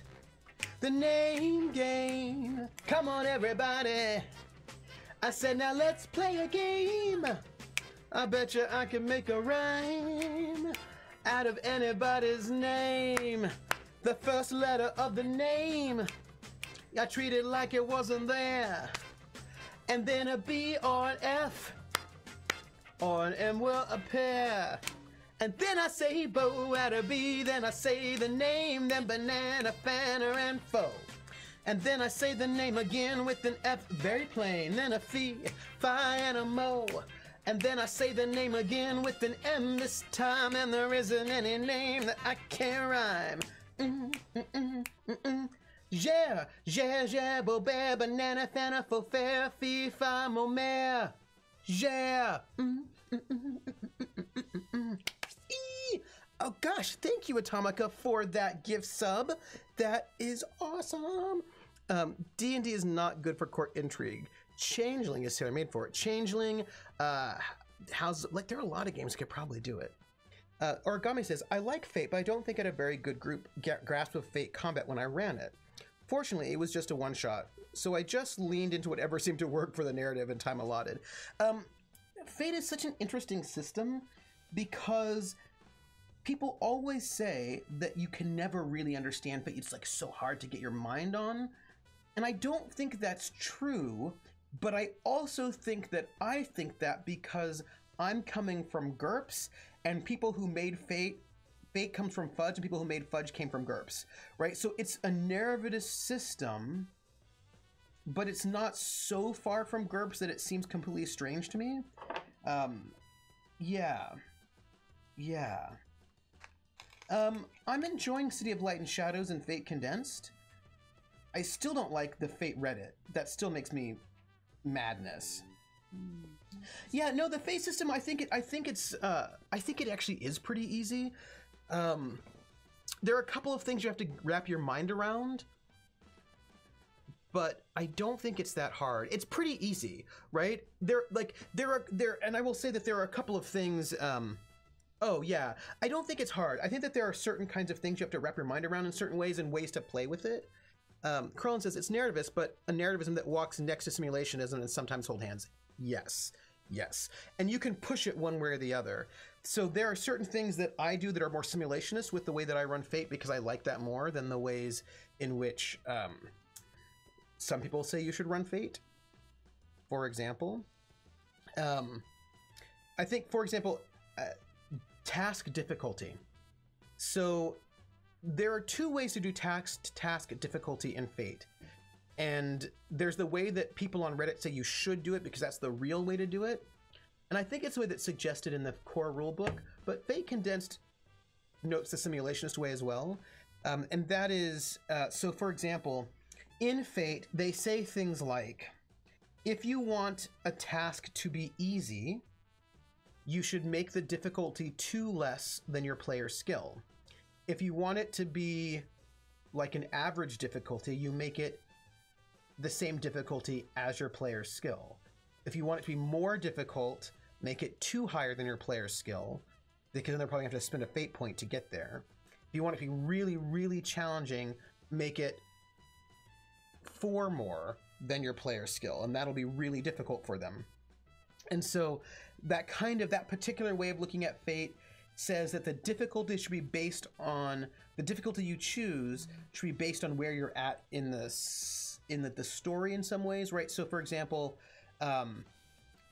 if they're going to go and pick a lock, the lock itself doesn't have its own rating. It's just how hard you want it to be for the players at that moment. And like if you need to sort of like bleed fate points from them or whatever. That's not how I actually run it at all. I run it more along the lines of a difficulty of 0 is something that is pretty trivial in the world. A 2 is like it's like a kind of a good challenge. I kind of basically run up the fate ladder. And so I might say this I think is really hard. Like I think it's gonna be really, really hard to do this. So I'm gonna make it a 6.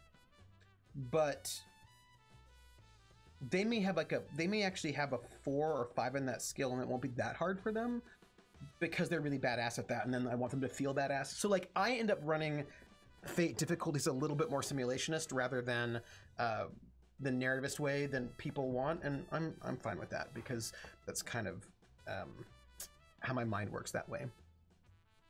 Atomica says, I've been sharing my tax return with my favorite streamers as a thank you. Wanted to specifically use mine to further distract you. Thank you, Atomica. Gosh, that's so nice. Thank you. Thank you. Control Freak says, rules are more what you'd call guidelines than actual rules. I've managed to make essentially perception checks in my current mass game to see if the players notice stuff, because that works for our group. Reddit, bunny eye roll, not the nicest place to hang out in. Well, you know, I think that Reddit is just like Twitter and a lot of places. It depends on where you hang out. There are some Reddit threads that are super friendly and really nice, and everybody's like bunny hugs and everything is great. And then there's some Reddit places that are less nice. And so I try to hang out in those places that are more nice. Trooper always knows how to maneuver his players so they are burning fate points like scented candle. Hey, you know what? I just give them options. Just options. Yo, make yourself comfortable. Hey, what is this place? This is the coolest place to hang in Delphi. Rissa says, Trooper needs to give us way more ways to use our extra credit if we can only buy 4 per episode. I'll think about it. And here's the thing. I have these feelings about, so, Hyper RPG would, because Hyper RPG pays their players health insurance, right? Like for their full-time streamers. I say 4 per person. Nope. Let me buy extra Fate for 20K. The thing is that Hyper RPG was like paying people full-time and health insurance and all that. And so they really monetized a lot of things. So you would be able to buy, let's say, the equivalent of Fate points with cash. And they did not have limits on the number of Fate points. They weren't running Fate, but you know what I mean, that you could buy with cash because they were trying to do their business. They're doing their thing. But that often warped the game, right? It often warped the game and made in ways that I think was not great for the game itself. They also would allow negative things as well as positive things and really encourage that. And it brought in money, certainly, but it, like, especially with Shadowrun, yeah, just for their employees, crit Twitch. That's true, not for their contractors. And so I personally have been very reluctant to attach money at all to anything like that. I kind of just didn't want that feeling. And then also to limit that in some ways. And I want to keep thinking about how else one could use extra credit. And I'm going to think about it. But here's the thing. It is very likely when I move to Ithaca, is very likely that I may end up running a second game. And so there might be more things to spend extra credit on, is what I would say. That's all I'm saying. Coldrix, yeah, I'm constantly looking at my extra credit points, wishing I could toss another 4 Fate points in the middle of high drama moments. Have you actually? No, I have not explained the 3 Whispers compacts. I scrolled that one, Rissa, and I will explain them. I promise not to use it routinely, only if they really need a Fate point in the moment. We'll see. For their employees, yeah. How many credits do you have, Krellin? I'm at 40K, working on 45K. Ooh, I bet Krellin has a lot of extra credit points. Origami says, I've seen some streams with Wild Magic Surge donations up to their eyeballs, and the Wild Magic Surge tables can get really bizarre. Yeah. I just want to, yeah. Krell's got 62K. Okay, I'm gonna figure out something. I'm gonna make it part of my. I'm gonna figure out something. But here's the thing. I want the extra credit. I want extra credit to be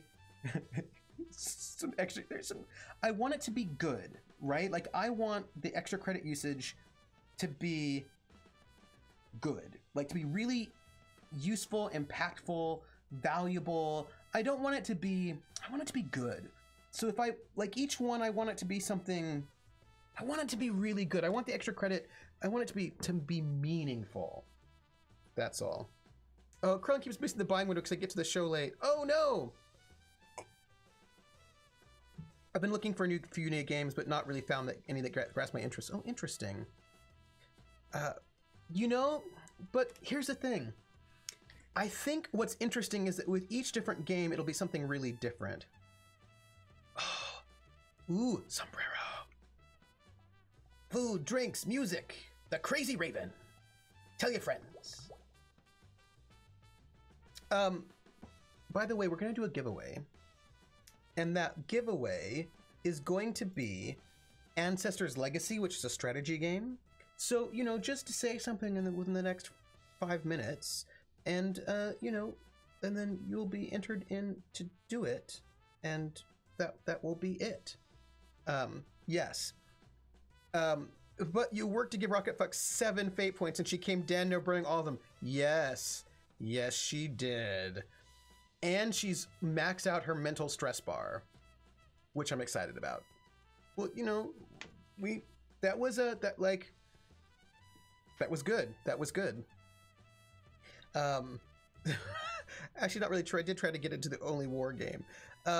Yeah, she's maxed out her mental stress. Hey, Soy Furious. Why so angry? Why so? Why so? Why so? What's the? Why so? Come on. What does the Joker say? Why so serious? That's it. That's it. Ooh, it was a thank you, Scabby. Why so serious? Yeah, and oh, I don't know if I told you all. Tomorrow is City of Light and Shadow, and it is Jules is doing his solo episode tomorrow. So we're gonna do Jules, and then we should be back to our full crew for like two or so episodes, and then like the other 2 solo, and then we'll finish it up. So we've got Jules next time, which I'm very excited about. I know, business has been slow lately. We're working on our marketing. Oh, how so? I've been practicing a bit of a comedy routine. Want to hear one? Sure. What did the ox say to her kid when he moved out? Bye, son. Yeah, no one ever wants to hear my jokes. I love your jokes. They're awful in the best way. My buddy Manny's trying to get a band together to perform here. Short guy, mustache, red jacket, kind of slimy voice. Let him know if you know any musicians. All right. I worry about Jules. Yeah. I'm pre-shipping for Jules to hook up with Lady Lisbeth Dumas. Lisette. Lisette was her name. Any tips if I get into that game? Which one? The war into Only War? I don't know Only War. I think he's going to need a lot of fate points too. He's ready to pop a cap in a Nazi. He is. And look, no spoilers, but my whole job for tomorrow is to tempt him to kill a Nazi and see what happens, because he's never done it before. And you know, I mean, I just feel like I would be a bad GM if I did not give him some sort of temptation to kill a Nazi. I just feel like if I didn't, I would be a bad GM. That's all. I'm just saying it. That's all I'm saying. I don't know Only War. Do you know Rabina in the US? I'm totally on a Rabina trip instead of the healthy I've heard of it, but I've never had it personally, so I cannot tell you much about it, but I have heard of it. Ooh. Never thought I'd see the day Viola plays with me. She's a real talent. Not a bad looking either. Oh, Manny. You're right, of course.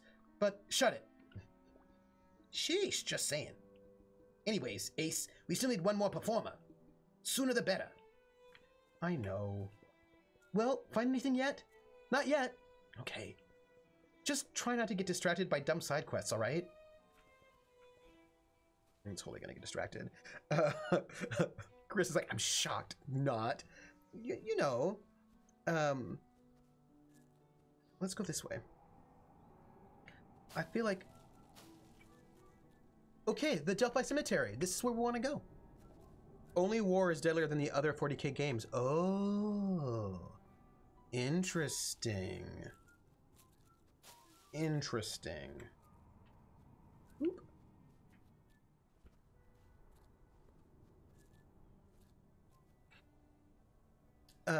Tempt him to kill a Nazi and have the entire German occupation come down him like a ton of bricks. I'm just saying, Coldrake, sometimes there are consequences.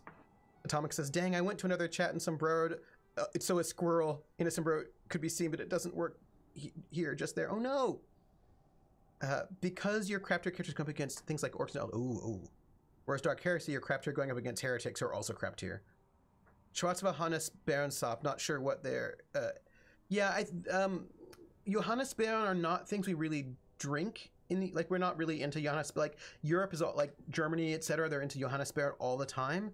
I don't think we are so much, because I remember like people would drink that all the time when I was in Germany, red and black Johannesbeer, but I don't think I ever drank in the United States, and I'm not even quite certain. Oh, poor Jeanette. Poor Jeanette. I'm telling y'all. Jeanette, poor Jeanette. That's like... Yeah. Yeah. Yeah. Poor, like, I'm telling you. It's the, what is it? The... like calendar for 1941. It's the 16th right now. I think, yeah, I think he was murdered on the 13th. She's been in custody for a couple days. Yeah, it's not great for her. I'm just letting you know it is not great for Jeanette right now. And, yeah.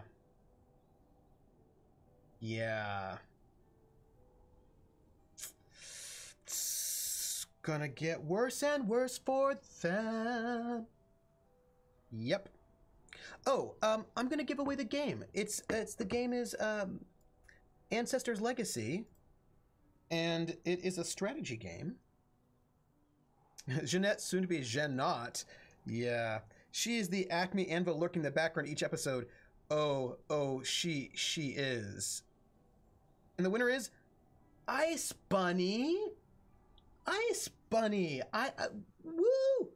Hey, Ice Bunny, we've got a game for you. There we go. I need to show chat. Ice Bunny. We've got a game for you. I'm going to whisper you this game. It's called Ancestors Legacy, and it's a strategy game. But I'm gonna just Ice Bunny, you have to tell me something, and then I can give you the thing. I can give it to you. I think so. Look, I'm gonna figure it out. What else we can do with extra credit? But okay, so look, while I'm waiting for Ice Bunny to say something in chat, because I can't message her unless she says something. Ancestors Legacy, how to cut those awkward. She cannot be treated worse than they did treat the Tiskertosser in Denmark. We had the Befriesen Day last week, so the news were filled. Ice Bunny, I'm whispering you the code. I'm whispering you the code. The code, Ice Bunny. Here you go, Ice Bunny. I'm whispering it to you. Oh yeah, Ice Bunny. Okay, so congratulations, Ice Bunny. Thank you. So here's the thing, and I feel like Rissa can confirm or deny if she likes. Also, Trooper should be adding to previous comments about Gibbous. It has a little of the infocom about its puzzle. Still enjoying, but I have this work project I'm working on right this second, really, and I can't let myself get back to it till this project is done. One more day till vacation. Oh. So, okay, so in this game that was 3 years long, it was GURPS Transhuman Space. We were all detectives. We had, I count, 2.5 combats. And the combats were... And Rissa, please correct me if you would like to dispute them. Combat number 1, which was the first half combat that only involved the character Dermot, who was kind of a dumbass. He was an ex-Jesuit priest. He was a spy for the Catholic Church, but he died in the line of his jobs for the for the Catholic Church. The Catholic Church brought him back to life as an AI and put him in a clone body of his original body. So he looked like his old self, but he was actually an AI running he was a ghost in the shell, basically. And he did not tell us this. It's fine. Anyway, but my character was a bigot against these things, but my character didn't know, so it was fine. We didn't know. Anyway, so we found out that there were, this organization was being white-mailed. They were like all sort of rich and powerful people that would go to this, in Montreal, they would go to this club, like a private club, like a, a private club. And at this private club, they would eat actual meat, like not fake flesh, but actual meat, like from actual animals. Now, in most of the North America, it was illegal to eat actual flesh, but Montreal is an independent city state, and in Montreal it is not illegal to have actual flesh in the city of Montreal. And so people from outside of Montreal will be members of this secret club or rich person's club, and they would go and have these banquets at the clubhouse in Montreal where they would eat actual meat. And it's not illegal in Montreal, but it is illegal for those people where they actually come from, like in the United States or other parts of Canada, wherever. And so somebody was able to get footage of them at one of their banquets eating actual meat and was whitemailing them, saying basically, if you don't donate lots and lots of money to these good causes, we're going to release this footage of you having this actual meat. That is where they speak French. Montreal, it's in Quebec. Quebec is French speaking. So we were hired because basically that there was video footage taken inside this highly secure clubhouse indicated there was some sort of inside job. So we were hired as outsiders, and we were like hired as outsiders to try to figure out where the leak was, like who was doing it. And so we're like, doing all of our investigations, and we think that there is a group of people in Toronto who are sort of like maybe AI rights people who maybe are involved. And so Dermot, this one, not the rest of us, but Dermot, goes and finds, I'm getting ready to start a Genesis transhumanist game. Hope the game design lends itself to a less combative game. Oh, I'm really interested to find out, because I've got it over there. I'm interested. So he goes and he finds the suspect, one of our suspects, and he seduces her. Although really she seduced him. That's another thing altogether. So he seduces her. They're in her apartment. She's asleep. Once she's asleep, he gets up and is about to go and search her apartment. This is the half combat. And while she is asleep, her AI is not asleep. Her AI notes that he's beginning to lurk about the apartment.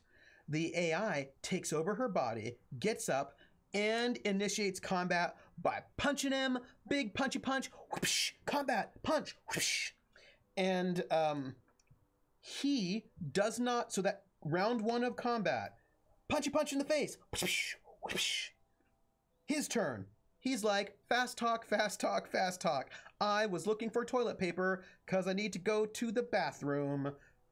I was looking for toilet paper. We don't need to be in a fight. And that was the end of the combat. The combat involved one half of a turn of a punch to the face. A really hardcore, very bad punch to the face, by the way, because her body was very augmented.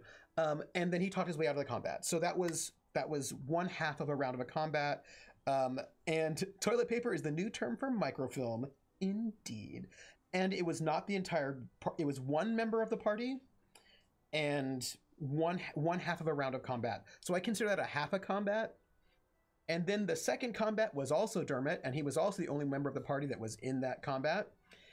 And basically, we got the evidence that this woman, and somebody else, this woman, this guy, were the ones doing the whitemailing. We gave the information to our employers as we were tasked to do. Dermot had decided that our employers were going to murder these two people, which I don't know where he got that information.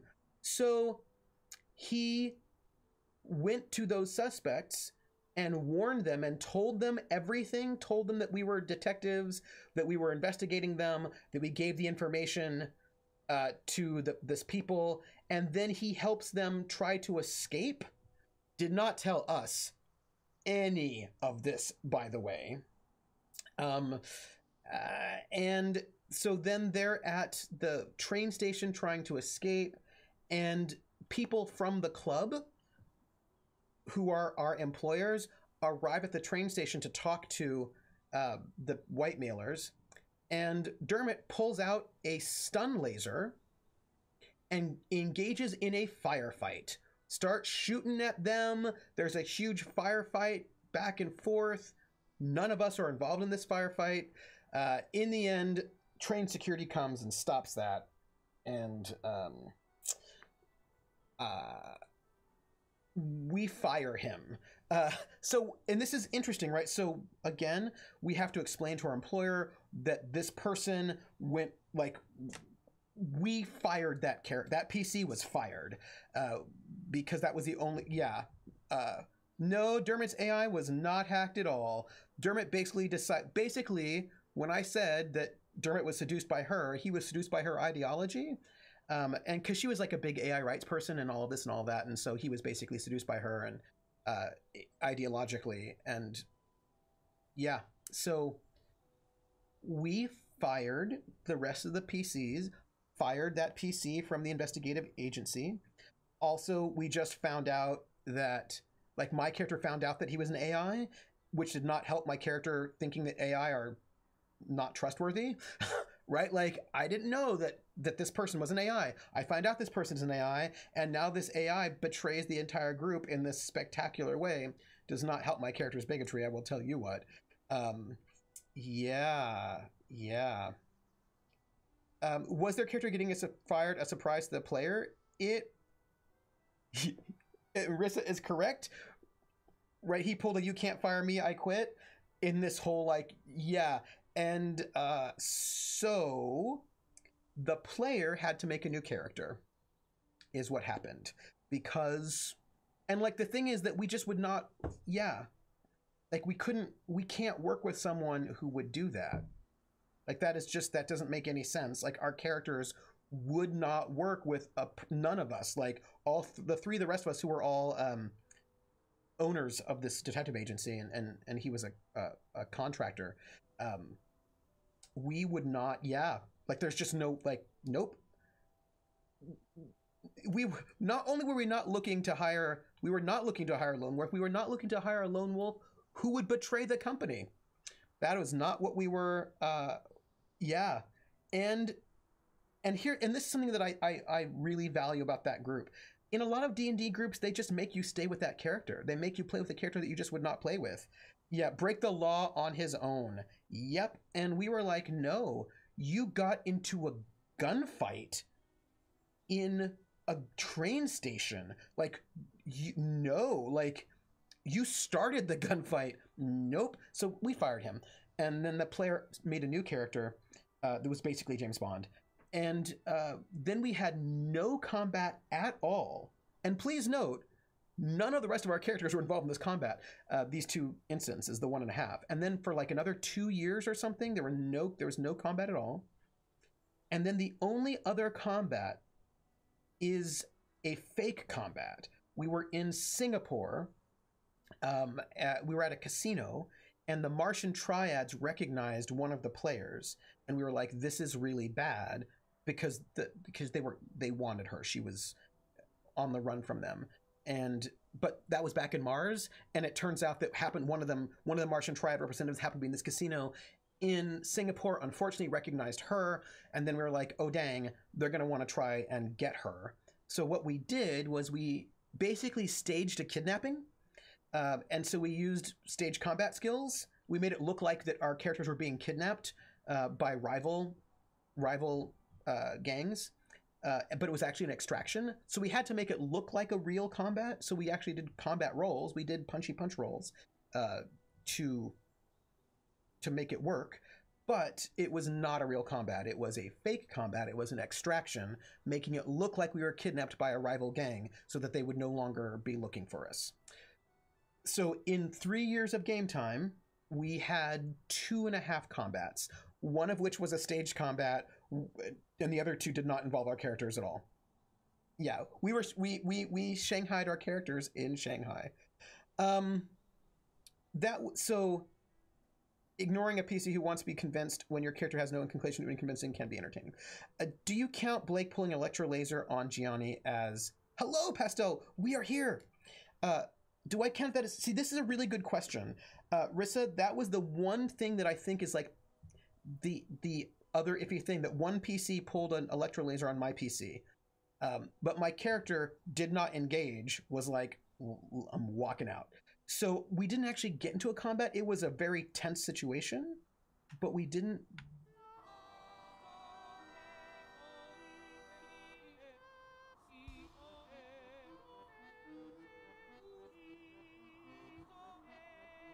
So I think no.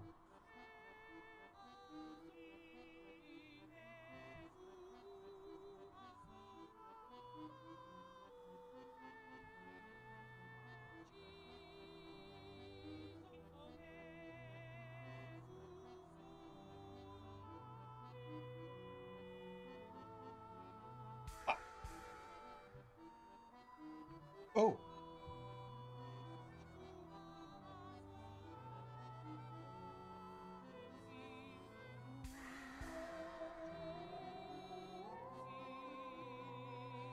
Ghost.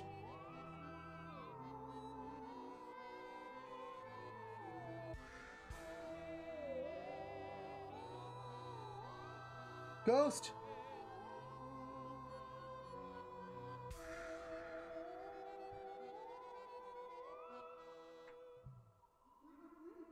Nice. She didn't shoot you and you didn't shoot her, but we had to have a consultant come shrink our heads. We did.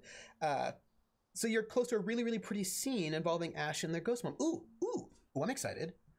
Yeah, so we did have to have, I mean, there was a gun drawn. We did need to have like a what do you call it? What do you call it? We had what was it called? Conflict resolution specialist come in, because like when one of the members of a team pulls a gun on another member of a team, then maybe some conflict resolution specialists might be useful, you know. So it didn't get to combat, but it was like, been a while since I did a proper jam session. Thanks. I know why you called me. My kid, Ash. I'll go talk to them. Oh. We should go find Ash at the hotel. We're going to the hotel, everybody.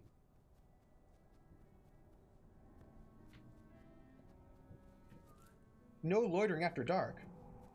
Come on. Why not? That's it. Stacy had a lot of fun playing that NPC because it was amazing.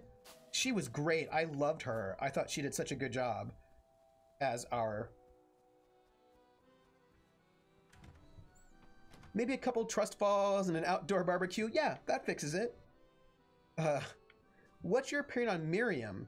Oh, well, Miriam seems to me like a person who has got trust issues, you know. She's that case who's like, she's hard now, you know, she doesn't care about you now, but by the time we get to the end of the game, she's going to open up and be a softie. Like, she's like, clearly Miriam says to me, character arc. Like, there's like a big old character arc just waiting for Miriam to happen. I know it.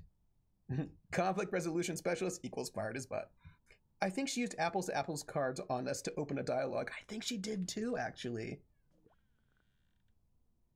It was good. I've noticed D&D has a weird obsession with party unity that just leads to weird things that make no sense in character, and this would have just broken the campaign completely. Well, you know, part of it is that, well, you know, Anarch Dubby. Sometimes the problem is the player, not the character, and the insistence on party unity ends up meaning that the player is nobody ever addresses the problem with the player. Do you know what I mean? And so people are forced to do things that they would not do because no one wants to have the conversation with the player. And yeah. Party unity. Well, there's the old trope. Don't split the party. I've had too many players die when the party was split. Sometimes tropes are truth. I think what we mean is there's a player who's playing a character who's a real jerk and awful, and it doesn't make any sense for the players to play with that character. but because you're not supposed to ever, because of party unity, people basically end up having an unfun time. And, you know. I love the classic Tim line, Gianni, I'm sorry you weren't strong enough to have an electro laser pointed at you. I do miss his quirky RP choices. Yeah, me too. Oh, it's you again. My, ghost mom is here, but she's just speaking in strange symbols to me. Oh, right! You can't talk to ghosts. Guess not. But I can. I can help. If you and your mom play music together, I can be the bridge between you. Huh? As in, with my accordion? Yeah. And she'll understand? Just play. Oh, okay. Oh, they're butterflies.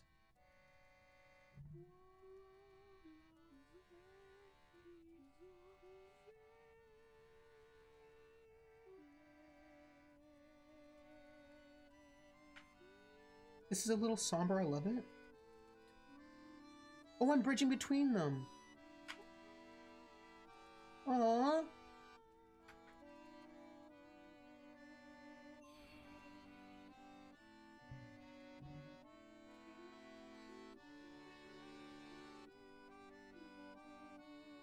Aww.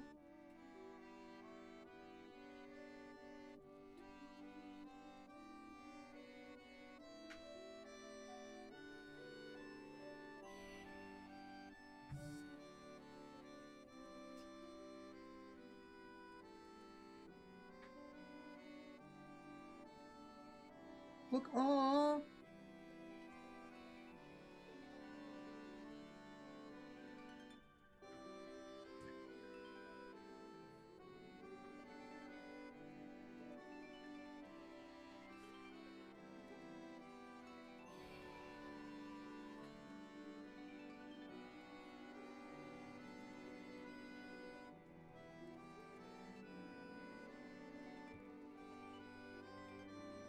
Aww.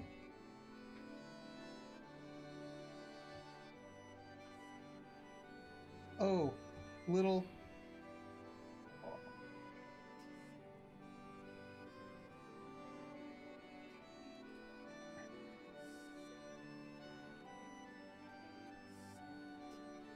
This is a little Pachelbel cannon, but not exactly.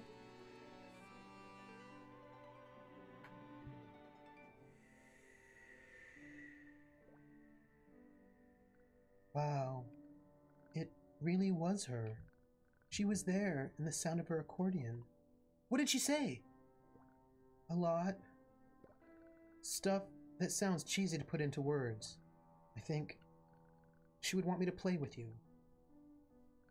And I guess, in her memory, it's the least I can do. That's great! Please don't make a big fuss about it. I'm nervous about this, but I'll do my best. Aww. Aww.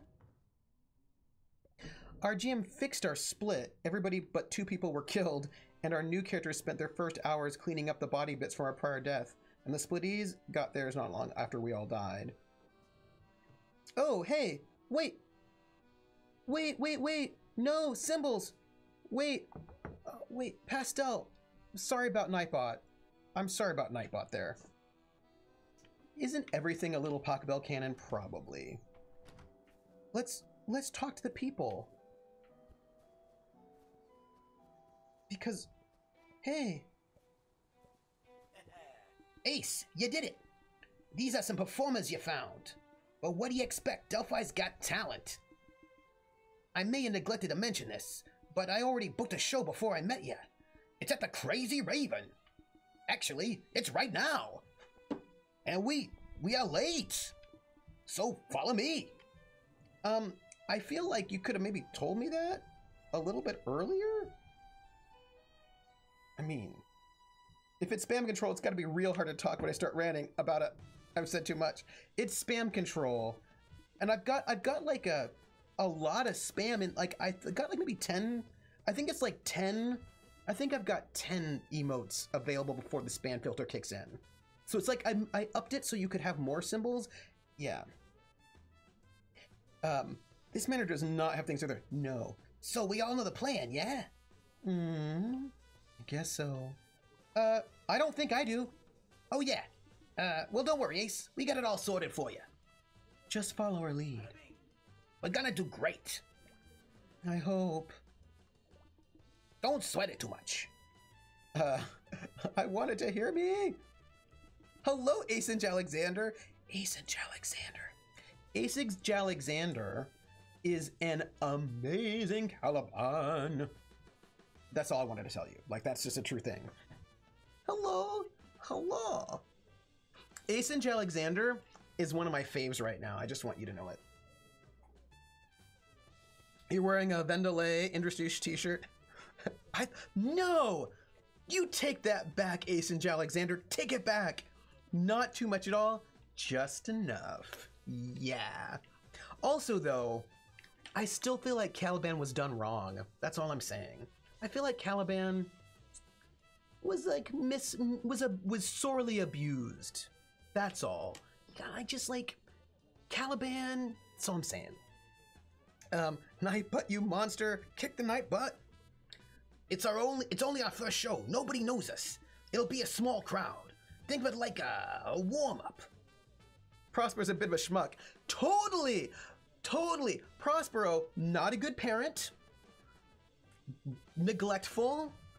Not particularly nice. That's all I'm saying. You need to play Ace Attorney.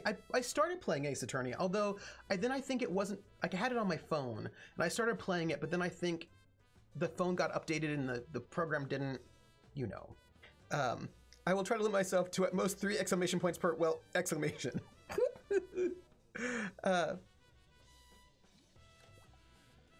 Yo, you folks ready or what? Yeah, sorry we're late. The whole town is practically here. They're out there waiting, man. The whole town, huh? Yeah, the whole town. You think they got anything better to do tonight? Hope you're worth the wait. Hey, sweet chords. As soon as you're ready, stage is right through this door. Okay. I can't believe this is happening already. I don't feel ready at all. Maybe this was a mistake. I'm sure you'll do great. Wait, it's hard out there for single dads on islands who like books and are obsessed with revenge. And look, I get that Prospero was deposed and there was, you know, shenanigans, but also, that's all I'm saying. That's all I'm saying. I just feel like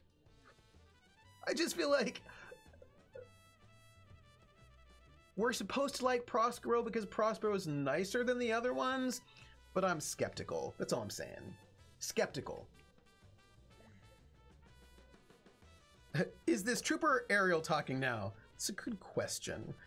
Plus, I really like the voice you have for the Bard. Yeah, I just feel like, thank you, Jer. The Bard's like enthusiastic, you know? I'm really nervous. Wait, no, I'm playing. Hey, me too. We got this. It's no surprise so many people came. They must be so excited to see us. Every moment we delay, the tension rises. Let's not keep those poor people waiting much longer. I haven't played for so many people before. My heart's racing. No more coffee shops for me. Ooh. Okay, we're gonna do it. I know. We're supposed to like Prospero because the play's about him, and he's not overtly Iago. I know, but I don't always like the protagonists of things. Do you know what I mean? Sometimes I'm like, I don't know about you, protagonist. Like, for example, I really don't like Titus Andronicus. I think Titus Andronicus is the worst. Titus Andronicus may be the protagonist, but I think Titus Andronicus is a poopy head. That's all. Like, he's vibrating because he's like this, you know? He's vibrating. This is what I'm saying. Like, we're gonna go out there. Manny? You know, my boy wasn't kidding. This town needs a real kick in the butt. And tonight's the night we give it to him. We're going out there. We're gonna do it.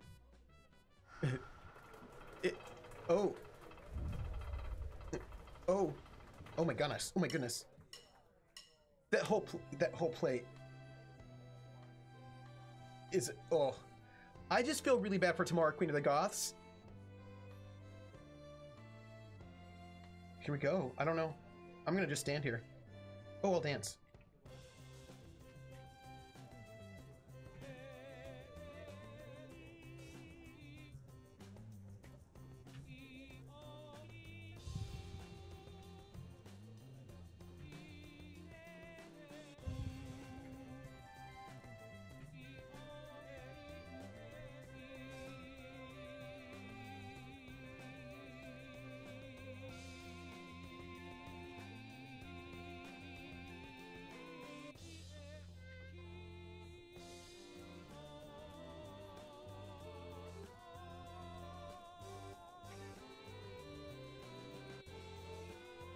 Oh, Ash. I'm here for you. Although my finger's sweaty. And, like, I'm freaking out. Sweaty finger! Sweaty thumb!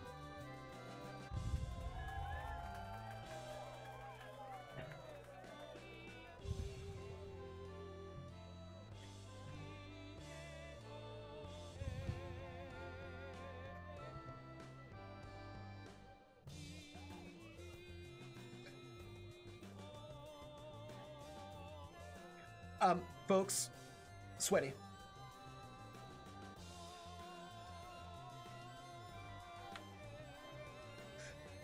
Will I be able to make it, or will I die?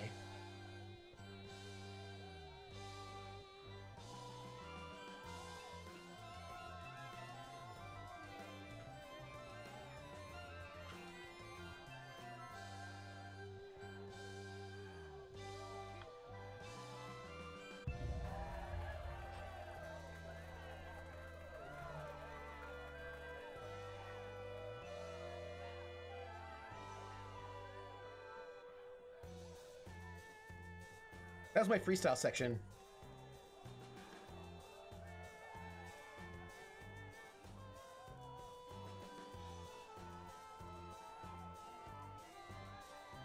I kind of want to sing along with, but I feel like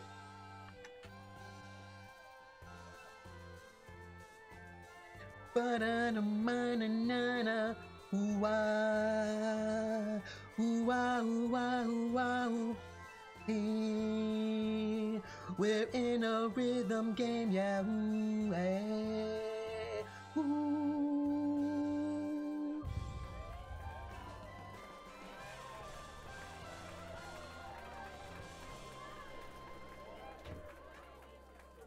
There you go. That's it. That's it. Yeah, they really like us. It sounds like they want an encore. Ooh. Well, anyone got anything? It's my time to shine. Wait, did someone just go out there? Wait. Oh, it's Ash. This one's in memory of my mom. It's an old song you used to play about the Queen of Winds.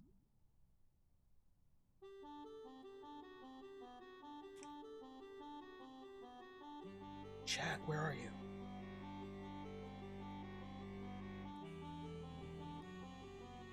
Ooh.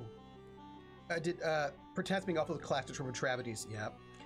Although we saw a really great production at the San Diego Globe years ago. Ooh. Next you're going to say King Lear is not just Santa Claus and a terror. No, King Lear's got some problems. And yes, Asen, this is a Sparks concert. Oh, RPG GM to player pro tip, if you're having a pleasant chat with a god of poison, don't idly ask if he disappeared from existence. If he lost all his followers, he will make sure you know it's a bad idea.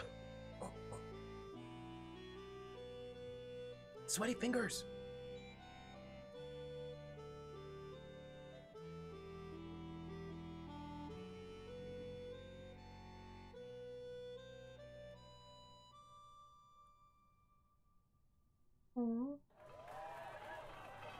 Seems to me you lived your life like a candle in the wind. Hey, almighty. I was so nervous. You played beautifully, Ash. Thanks. Was that really the song of the Overseer? Yeah. Miriam's never gonna believe this!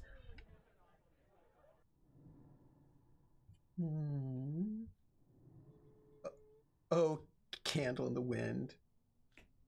My character's currently eating melons like a wood chipper while the other PCs question the god of poison. Ooh. Wait, listen. No, wait, listen to me sleeping. Listen.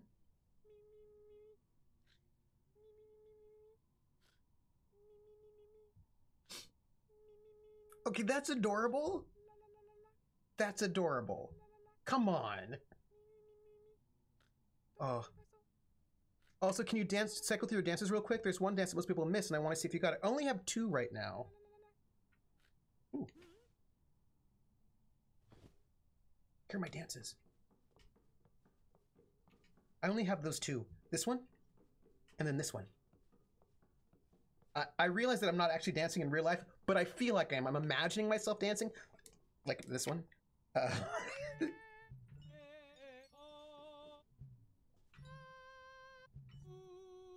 I like how little bits of the environment, like this little flower, changes colors based on what I sing. Right? I love that. Oh, then you missed it. There was a pirouette behind Ruby's house in Act 1. Oh, I must have missed it. Oh. Hi, Alice. Hey, nice job on that show. You probably saved my idiot boss from having to close the Raven. And that saved my job, so thanks. Ooh. Toad Chef Kobold Cookie, self-proclaimed king of the kobolds, is absolutely brilliant as a character and is constantly comic relief when needed. Feed the kitties. I always thought one day it'd be me on that stage. Well, I still do think that. Singing performance inspired me to work 10 times harder. I was losing my mind serving tables, so I barely got to actually see your show, but just being in the crowd was totally an experience. Hey, Wit. That show you put on was fire. I have a feeling business is going to be better for a while now. Just got to keep up the momentum with more acts. Now that our audience is warmed up, so to speak, maybe it's time to break out my joke routine. Want to hear one? Yeah. Yeah. Alice? Who the F is Alice? What did the ox say to a kid when he moved out? Bye, son. You told me that one already. You already told me that one. Oh. But it was even funny the second time around, wasn't it? Yeah. I probably should quit on this idea while I'm ahead. You know what? I don't judge you. Wit, I don't judge you. I love the sweat. I know the slide whistle down is so good. I know it's the only joke he knows. So I think I did this really good job. Hey, Ryan. It's you! The singer from the Crazy Raven! Your show changed my life. I used to think being cool was everything, but seeing you on that stage, just being so inspiringly uncool, I realized being uncool is really another way to be cool. I'm fanboying for you so hard right now. It's making me like extremely uncool. It's a strange, exciting new world for me. You know, Ryan, let's see what I know the fanboy face is so good. I want to see what Frederick has to say. Yes, I saw your show. Everyone in town may have loved it, but I thought it was pretty good. It could have used some improvement, though, here and there. If you need me to tell you what the problems were, I just don't think you'll make it as a musician. Oh, Frederick. Hey, I do love Ryan. I actually have a question about Twitter, because there is a tweet that I want to know if it went out, because I want to be able to basically announce a thing, and if I can, I just feel like I can announce it anyway. I feel like it's out enough. I can say what I'm going to say. That's all. I'm not going to say it right now, but I'm going to say it in like 4 seconds in a hot second in a moment. Soon. If you need me to tell you what the problems were, you can read all about them on Yelp. Hey, thanks for the show last night. Yar. For a brief and shining moment, this town had life again. Want to increase your bean reservation amount? No. No skin off my back. We're looking for... Hey, Lenny. Some days are really hard, but you never know when a really nice one is around the corner. Thanks for showing me that with your music. Aww. I've got the 50. I haven't upped it. I just have the one round of 500 beans, I think. I don't want to be sad forever, but I guess only I have the power to change that. I'll make the best of every day. Aww. That show last night was so cool. Do you have a girlfriend? Mitzi? Just kidding, just kidding. Oh, I should probably get way more beans. If the Cray keeps doing cool shows, that's at least one reason not to ditch this town. Playing there looked like a lot of fun. What if we started a band, Mitzi? Oh my gosh, that is a rad idea. I could totally learn drums. I can already kind of play guitar. We could totally both sing. We'd definitely be the best band ever. Do you think it's a good idea? Who cares? We don't need anyone's approval. I guess we better start practicing. Yeah. Let's not be like every other dumb band that starts in Delphi. Let's actually get good and play shows. I'm so down. We can spend like every waking moment practicing together. Yeah. I don't know if I can practice that much, but we'll still hang when we're not practicing, right? Yeah. Somebody has a crush. Somebody has a crush. I once saw one mad lad order 1,069,000 beans. That was an experience. Oh my goodness. This is the White Stripes. If we start a band, you'll come to our shows, right? You'd be like a celebrity guest. I think it's kind of weird. There are weird things about the White Stripes. That's all. Hey, Jeff. I used to feel everything was pointless, but after that show you put on, I'm a changed man. I'm going to make a difference in my life. I'm going to smile more. Yeah. Oh. My face is stuck. Welcome to Eco Cafe. I'm doing A-okay here. So my face is a little stuck from years of squishing it. Ha. I'm okay with this. Oh. We are... So, I feel like we've got this town. The town's all exciting. It's like a new world. The inn is blossoming. The town's blossoming. What do you mean? Are they dating? Are they... Thank you, Volpez. You know exactly what I'm talking about. You know what I'm talking about. You know. That was a thing. I was like, you have a very interesting marketing strategy, White Stripes. Very interesting marketing strategy. Please don't talk to me about that Raven show. I keep hearing it was so awesome and blah, blah, blah. But I missed it because I was working this crud hole. Sigh. Well, if the Raven's gonna do more shows, maybe I'll get more business. Or something. I wonder if there are people we can talk to? Nope. The White Stripes, so weird, man. I'm not talking about their music. I'm just talking about their persona. That was...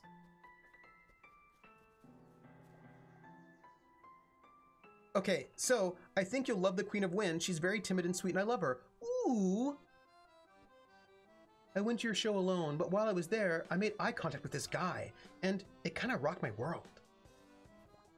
Oh, you want more deets? Yeah. I can't even put my feelings into words, but I wrote a little song about him.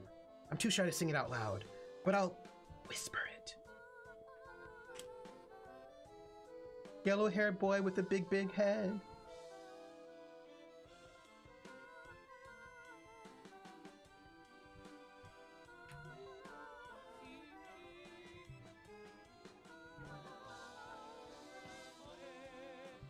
Wait, I got this.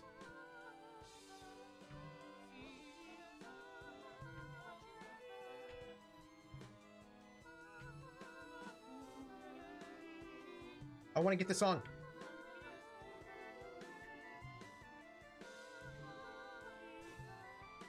I may be a little blue, but my heart beats red. I'll sing it to you if you get very, very close to me.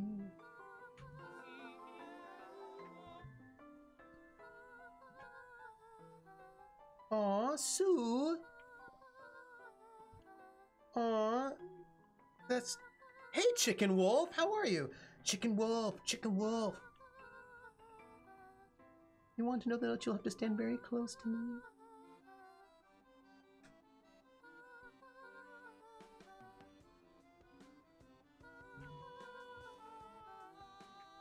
I got that.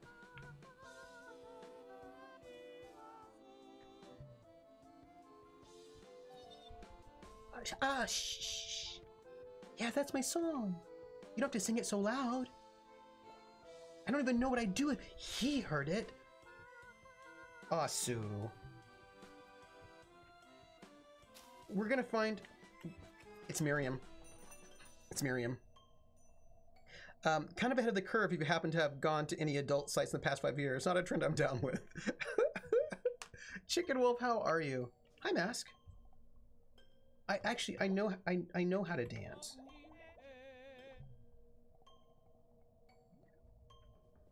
Hi, Jeb.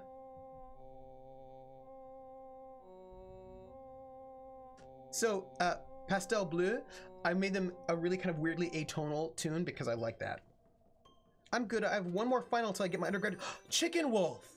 One more final to your undergrad degree. Congratulations! I will tell you, I understand that it is difficult to do all of this in the midst of the coronavirus. So I have the most, and I know that like graduation's a thing. Like I feel you as a professor. I have all the empathy for you in this moment of the coronavirus. But note that finishing your degree in such circumstances is laudable, and I give you all of the props. All of the props. Your performance lit a fire in my teen heart. I felt so alive, I spray painted some property. I'm finally a proper teen, thank you. When I'm old, I'll say things like, I really wasted away my teen years, thinking of all the mistakes I made at this age, as it should be. All thanks to you. You're welcome. Congratulations, Chicken Wolf.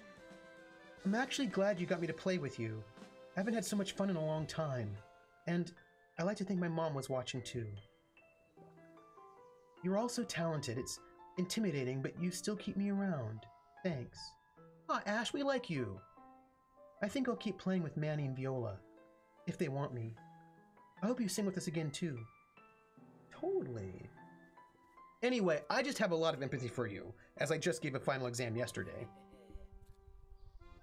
I think you missed saying this, but I'll say it again because yes, I made one-word hints to every dance location in the game, except one. Oh. Oh. Huh. Interesting, Pastel. Ace, that was great. I can't say it enough times. I'm gonna make you a star. You are gonna keep performing with us, ain't ya? I can really feel a difference in town today. It's like the spirits are coming back, yeah. He vibrates with excitement. That was quite a show. Did you see? The audience loved me. You all did great too, of course. Some guy blew a kiss at me while I was playing, and I think he shouted, "I love you" or something. I was like a goddess to him. I guess Manny really did it this time. Maybe he's not as bad as I thought. I'm gonna find out. Oh, there you are. I hear you've been busy. Putting on shows? When I specifically said not to? Or did you forget that the world is ending? I learned the Overseer song, though. Oh, you did? Yeah. What do I do now? You go find the breathing crystals and sing that song. They're inside the cave we came through yesterday. Just follow the crystals all the way down. You aren't coming? No, what do you need me for? Apparently you got it all figured out yourself. I'm fine here. Come back after you're done. Well, okay. See, here's the thing about Miriam. Miriam has got, like, issues when it comes to expectations, clearly. And, like, she has feelings.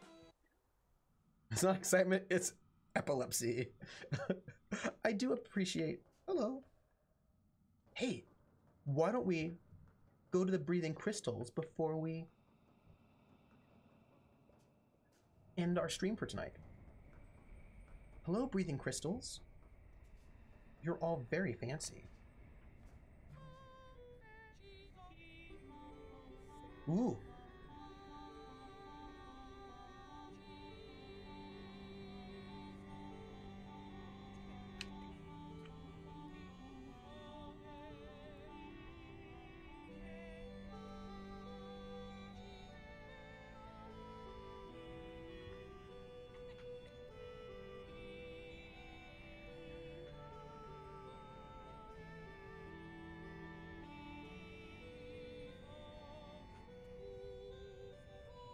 They're getting tricky on me.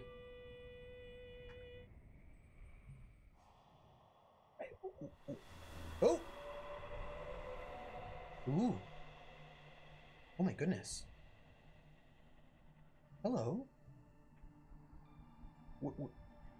Where did we go? Oh my goodness. Ooh. Ooh. I'm gonna do this. Woo! This is exciting.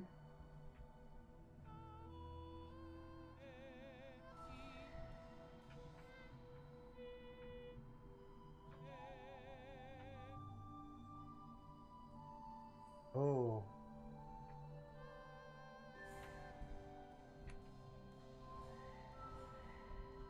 Ooh.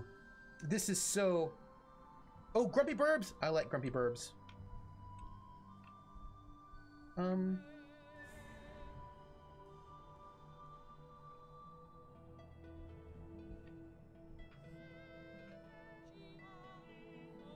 Ooh, this is gonna be a little tricky, isn't it?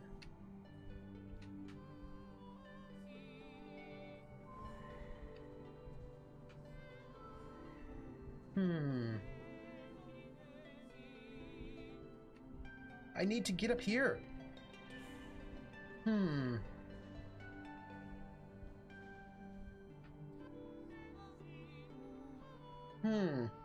Maybe I do need to go down. Ooh, yeah, yeah.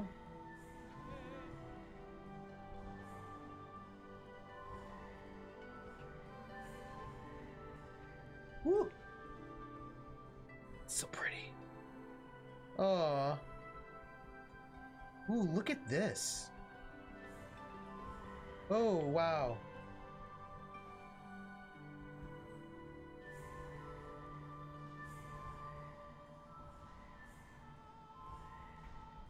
This is gorgeous.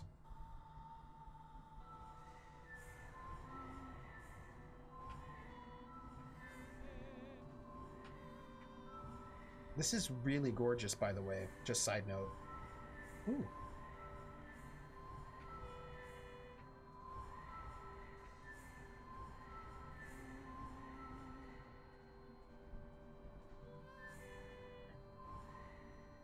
Oh, this is very cool, everybody. I like the little puzzles here. Ooh. This, ooh. Yeah, but I think I do need a helmet.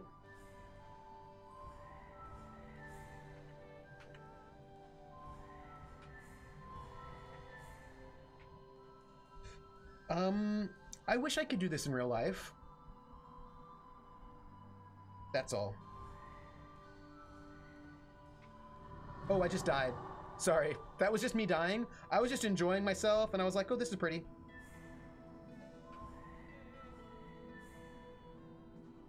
That was me dying again. If you did that previous puzzle a certain way, you wouldn't have needed to touch the ground, which is awesome. Oh, that's so cool. So,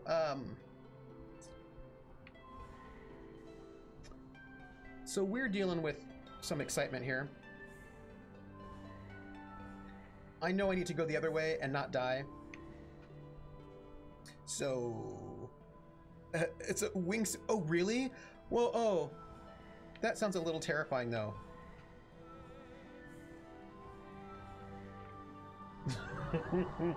Okay.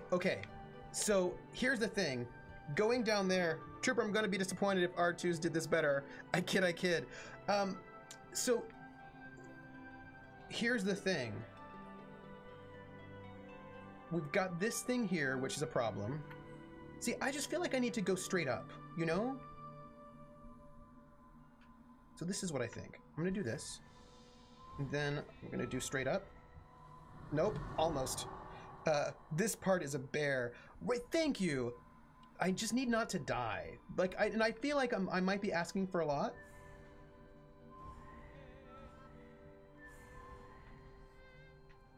Oop, almost. Because, like, I feel like, you know, like, I feel like I've got to just get...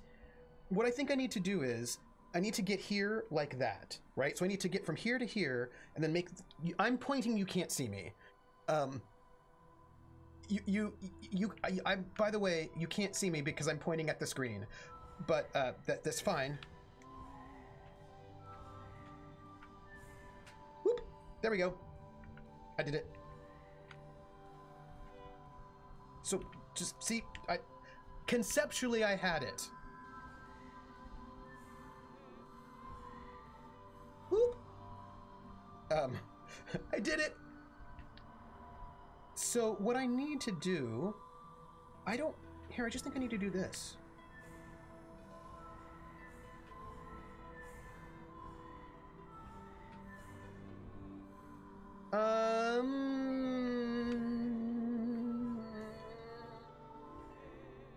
I almost had it. If you puzzle a certain way, you won't need to sing. Oh, really?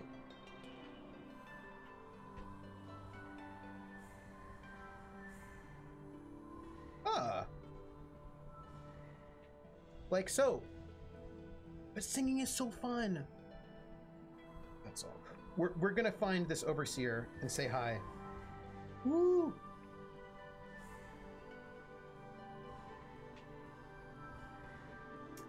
Ooh.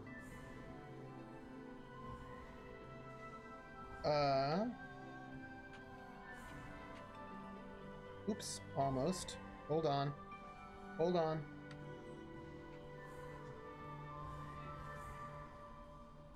Okay, so... Okay, this is gonna be a bit of a thing, isn't it? This is gonna be a bit of a thing.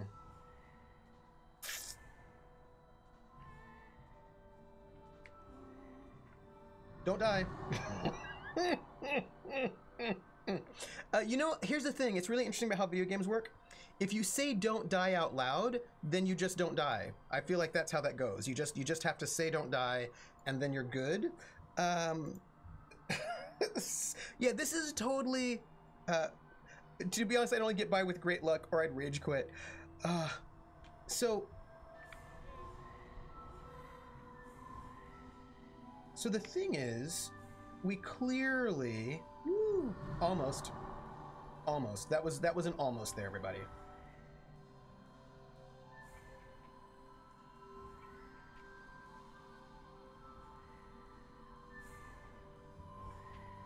What?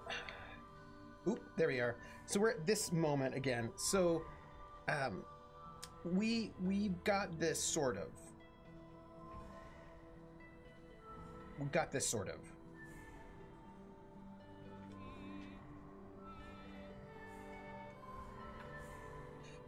Okay. I gotta do a swoop. And we're gonna try to do a swoop and not die, everybody. Origami Shuriken says, sort of like how if a character says no traps at every door or treasure chest, there will be no traps. Yes! Hey, Hrothgar, swooping in. Exactly, you just sometimes say things like no traps, and then there are no traps. Or sometimes, yeah, that's how you do it. Okay, so my goal is to do this. Oh! Okay, We can do this. Maybe. Almost. I just, you gotta. Oh. Also, my typo about you was hilarious. I was really close, right? I was close. I was swooping. We're gonna, like, here's the thing. We got this. I mean, I actually don't know if we got this. We might not have it. Like, we actually just might die, but that's cool. Because life is a mystery. Everyone must stand alone.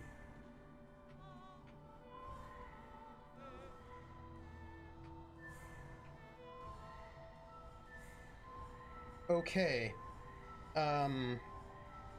Yes. Just gotta sing and not die. This is what it is.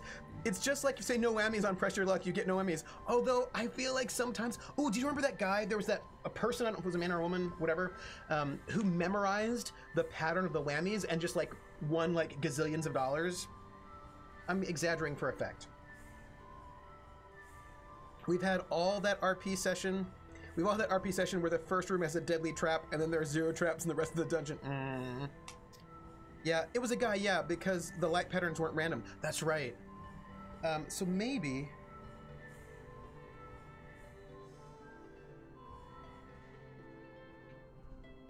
How is that? How is that, everybody? Woo! Ooh. Ha ha ha ha ha ha ha ha. Oh, okay. We did that, and it was amazing, and we were fancy, and also we're dancing.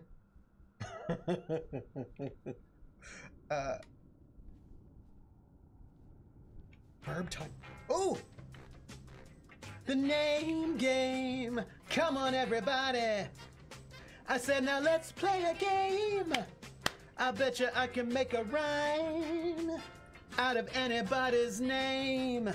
The first letter of the name, I treat it like it wasn't there. And then a B or an F, or an M will appear. And then I say he boo at a B, then I say the name, then banana, fanner, and foe. And then I say the name again with an F, very plain, then a fee, fi, and a mo. And then I say the name again with an M this time, and there isn't any name that I can't rhyme. Chicken wolf, bo, bicken wolf, banana, fanna, fo, ficken wolf, fee, fi, mo, micken wolf. Chicken wolf. Thank you for that sub. Ooh, somebody anonymous gifted a sub to the chicken wolf. That sub is for your graduation. Bum bum ba-dum bum bum bum bum bum bum bum bum bum bum bum bum. That's not even the tune that we play, but there you go. Also, I almost had to do this thing with Pomp and Circumstances, but then I didn't at all. What are you all doing over there in chat? What are you all doing? Be nice. That's all I'm saying. All right, we're gonna talk to the... hello? Can I help you? I'm looking for the Queen of Winds. Oh, her? Guess that's what I am now, just her little secretary. Ah, I'm so sick of her. So can I talk to her? No! I mean, trust me, you don't want to. She's useless right now. Can't do a single thing herself. Needs me around all the time. Won't let me leave this stupid castle anymore. But it's really important. No! Go home.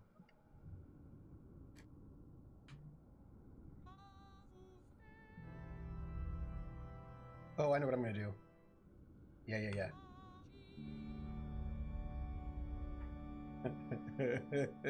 I'm gonna harass the bird a little bit.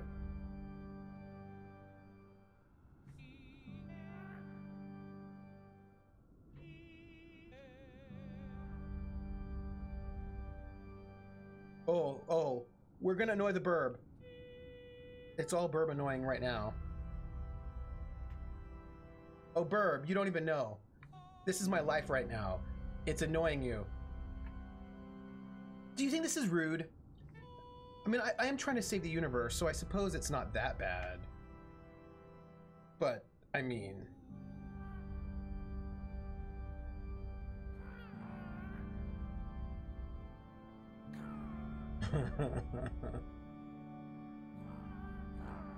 I can't deal with this. You know, it's pretty rude. Oh, isn't it rude compared to... I said too much. A bit. I can't deal with this. I'm out of here. Burb? Uh-oh. Ooh. Okay. Bird? Why has my squire left me? I need your help. The world is ending, and I'm trying to learn the Earth Song. Please teach it to me.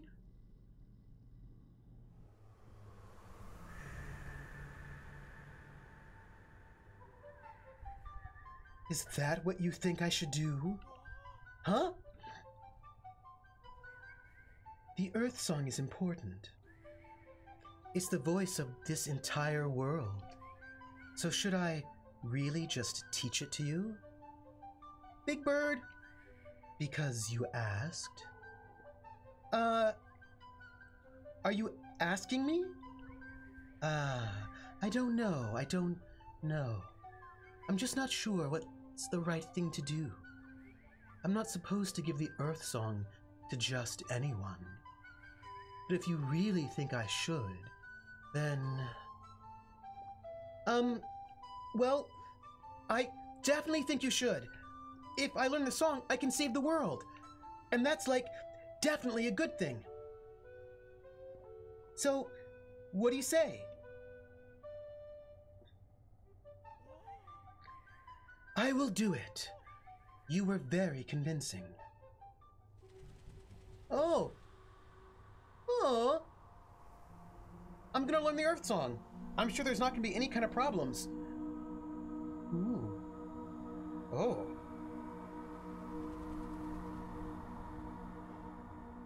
You totally did it! I can't believe I actually learned a piece of the song. It seemed like I was never going to. Thank you. Yes, well, I really hope I did the right thing. Oh my gosh, you did!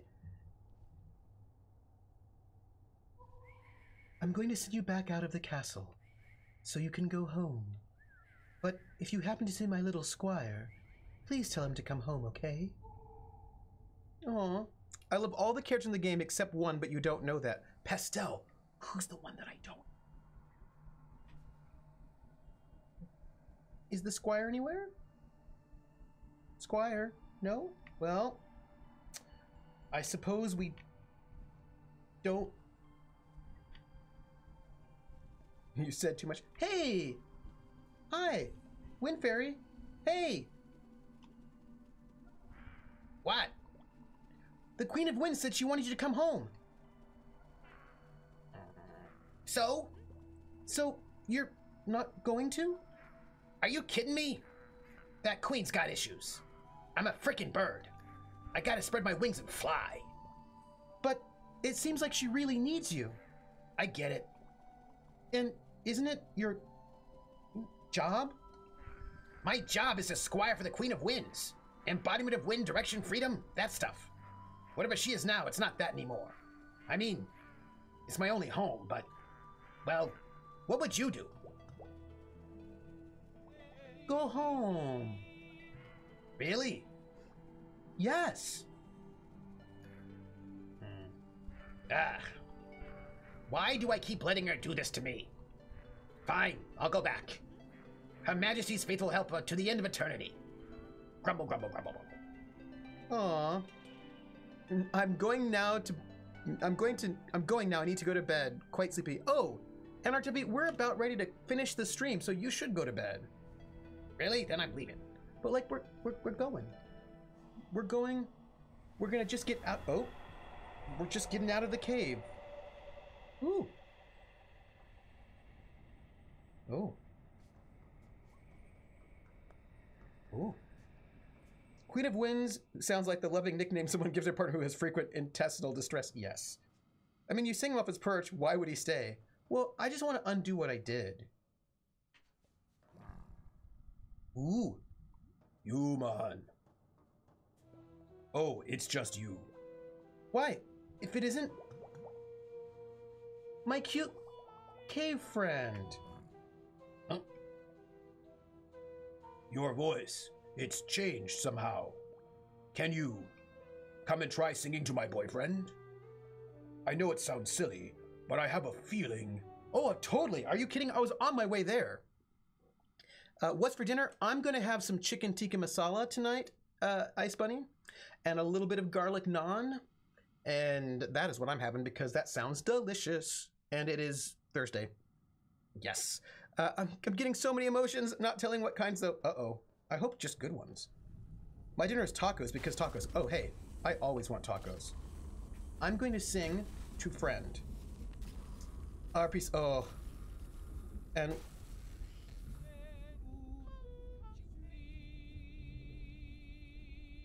come on, boyfriend. Uh-oh, here we go. Earth song. My whole life, no one's noticed or expected much from me. They think a silly singer is all I'm meant to be. But now the world is ending, and I'm not gonna hide. I'm just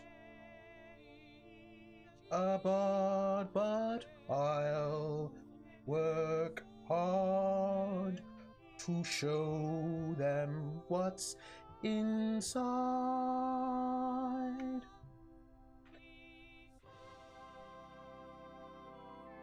I wanna be a hero, control my life's events, or I'll use my song to prove them wrong, and I'll make a difference.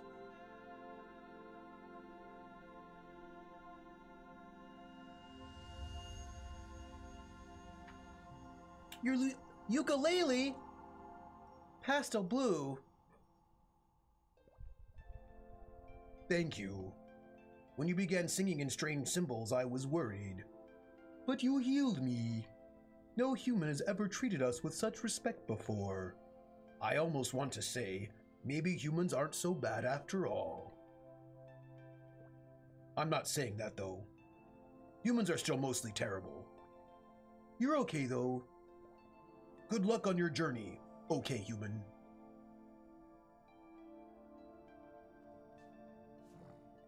Being trapped in that curse, I could still perceive what was happening around me, but my body couldn't move. That sounds terrible. It was. But seeing how worried you were, that was even more terrible. Now that I'm free, I'm really ready to have a roaring good time. Good grief. Maybe we should get that human to curse you again. I missed you. Thanks again, human. You should get going, or else we'll just start making out while you're here. You don't want to be here for that. Or do you? You don't. Aw, I love them. That's all. That's all. I get chicken legs and potatoes and mixed veggies with butter sauce. But I have to wait forever till, because it's 3:30 a.m. It's fair. Right? Crown's like, I'm a human, I still think humans are mostly terrible. I'm gonna talk to Miriam. Jeez, welcome back, finally. Overseer help you this time? Good. We've got plans to discuss. You've had a little nice adventure, yeah? Yeah, I have. Well, the fun part is over now. The next nexus point is in the middle of the ocean. Navigating out there is stupid. So I'm jacking a ride with this captain. Before that, I could fly you back home. Or you could stay here in Delphi. I don't care. It's up to you. So what's it gonna be? Oh. I'm not playing this game. Woo! Because I don't want to do either one of those things. Oh, but the next text is these things went real good, and there may or not be coffee pirates. Oh. Huh? I want to save the world, so I'm going with you. Huh. I dig this attitude. You're really ready to get serious about this? Yes. I'll be at the ship just outside of town. Don't keep us waiting.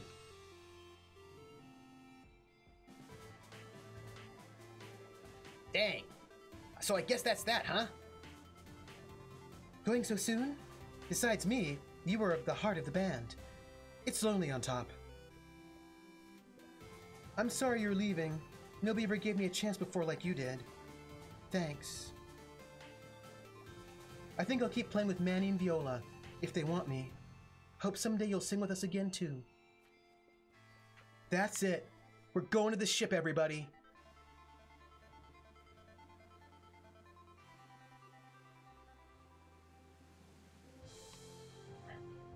This is us. I think this is... I just finished my session on the best line in a while. Ooh, nice. What was it? I think this is us. Right? This is where we end it? No, there's a dramatic music. We wait till we finish, right? Not the game, but... Well, ready to go? Oh, no, not yet. And why are you even talking to me? You're such a chatterbox. Okay. This is where we end it. Here. We go here. This is where we end it. Pastel asks, when is the next time? Oh. Okay. Pastel, you've asked me a very difficult question that's a little tricky. And we're going to have a talk about this. We have to have a talk about this. Let me exit the game. So here's the thing. We're gonna... Okay, we have to have a conversation. We have to have a talk, everyone. So here's what's up. So normally I play my Mac games on Thursdays at 6 p.m. So normally the next time I would play Wandersong would be next Thursday at 6 p.m. But there's news, and the news is that I want to make sure that I can say this. I'm pretty sure I can. Well, I'm going to say it anyway. I am going to, so I am going to be in an RPG, a Good Society RPG, GM'd by Lauren, Random Tuesday, over on Table Story for the next 4 Thursdays at my normal slot. So normally I start at 6, but I'll be playing. So here's the thing. That's 4 Thursdays that I won't be... You know, it's a little Good Society. I've got a character that I'm really excited about. I think you'll like my character. But I don't want to miss you all. So what I think I'm going to do is, since Critical Role is not playing, right? Critical Role is not happening right now because of the quarantine. Saturday is back to gaming. I think what I'm going to do is I'm going to play Wandersong after a Good Society. So I think Good Society is going to be like from 3 to 9. So I imagine what I'll do is I'll play probably I can probably start at 10 is what I'm thinking. So I do want to be prepared for that Jersey Shore game. You don't know. The Critical Role isn't happening because the cast are quitters instead of critters. So I think that next week, yeah, I think I'm in the clear. So I think I can do it. So I think what's going to happen is that I'm going to move this stream till 10 o'clock and play from like 10 to midnight or so. for the next 4 Thursdays, and then I'll come back to normal on 6 is what I'm gonna do. That's what I'm gonna do. So let me tell you, I think that my calendar's a little bit messed up because of a thing that I didn't know about. But let me tell you what I'm doing this week. Yesterday was Nova Overlight on Little Red Dot channel, which was great. Tomorrow at 1 p.m. over on Tales from the Grim, I've got Aether's Walkway, GM'd by White Rabbit, which is amazing. And then at 7 o'clock Eastern will be City of Light and Shadow here on my channel. And that is a solo session for Jules. And let's see what happens to him. I think he's going to go and visit Lisette and say hello, but there might be other things happening. And what's going on? Rissa says, we've got such sweet interactions between Tikara and Aramis. Yes, I love them. And I'm so excited about that. You are going to look for an apartment, right? Yes, I am. Look, here's the thing. I just finished my final exam. I've got some grading to do. My students are turning in their papers on Friday, tomorrow night. This weekend, I've got to get all of my grading done. So all of my grades are due 9 o'clock in the morning on Monday. And once that is done, 9 o'clock in the morning on Monday, my grades are finished. They're in. They're all finalized. And then on Monday day, probably after a nap, I will be looking for apartments. So that is my goal. My goal is on Monday to find an apartment. And that's what I'm doing. That's what I'm doing. Get her done. That's it. So Monday's gonna be apartments for me, and probably more email. But Saturday will be Outer Worlds, which I haven't played in 3 weeks at noon on my channel. And then I will not be streaming on. I think it says in my calendar that I'm streaming on Sunday, but I'm not because I don't have a game on Sunday. The Capers Offworld game is the Sunday after. So I'm going to be streaming Saturday, noon to 3, and then after 3 p.m. until Monday, 9 in the morning, grading, all of the grading. That's it. That's what I'm saying. Thank you. As someone who just did the whole moving spiel, I hope it goes smoothly for me. Me too. I've been sort of looking on the side. I just haven't been looking super intensely, but I'm going to start being really intense about it. And it's going to be tricky because I can't go there to look at apartments ahead of time. I'm going to just have to assume the place is decent and, that it has good water pressure. That's it.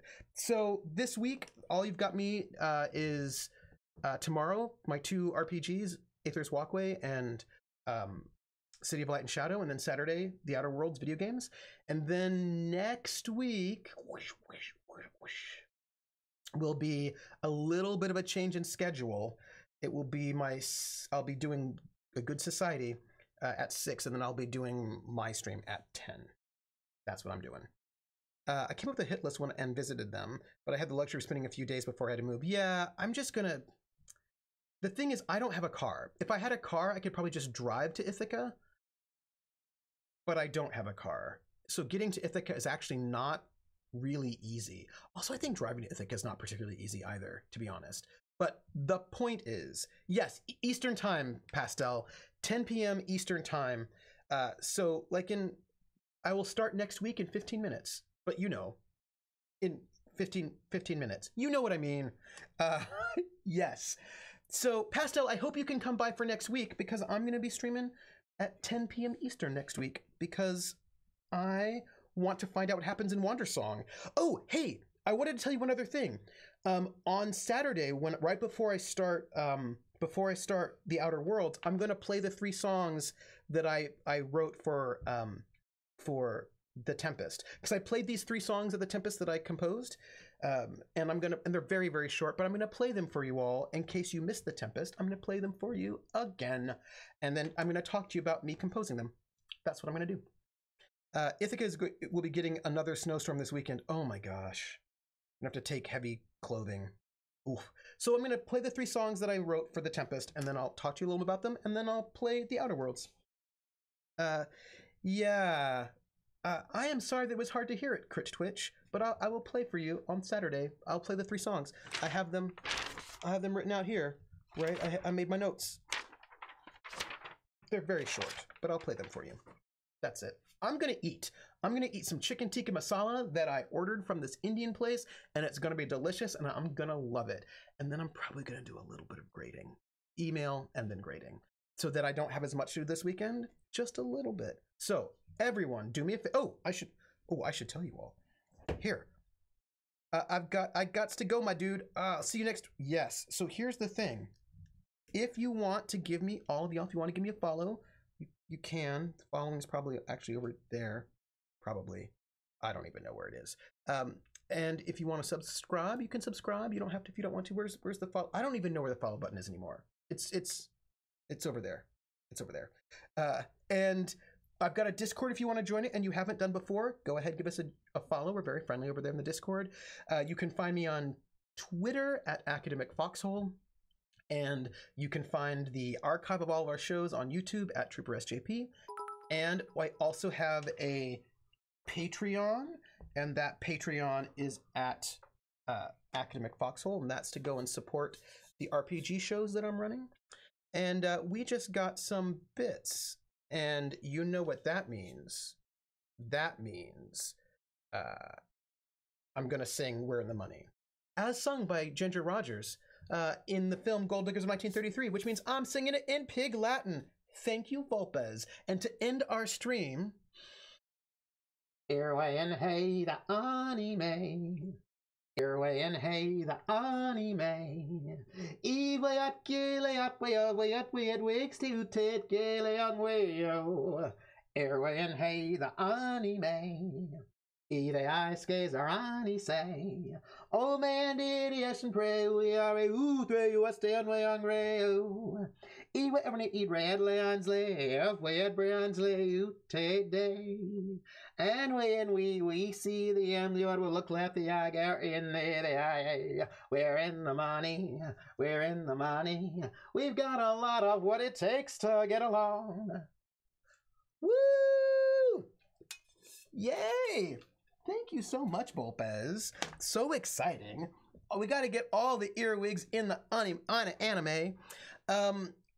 Rissa, I'm feeling like once my grading is done on Monday, I'll look at my schedule and we will talk about it. And I feel like probably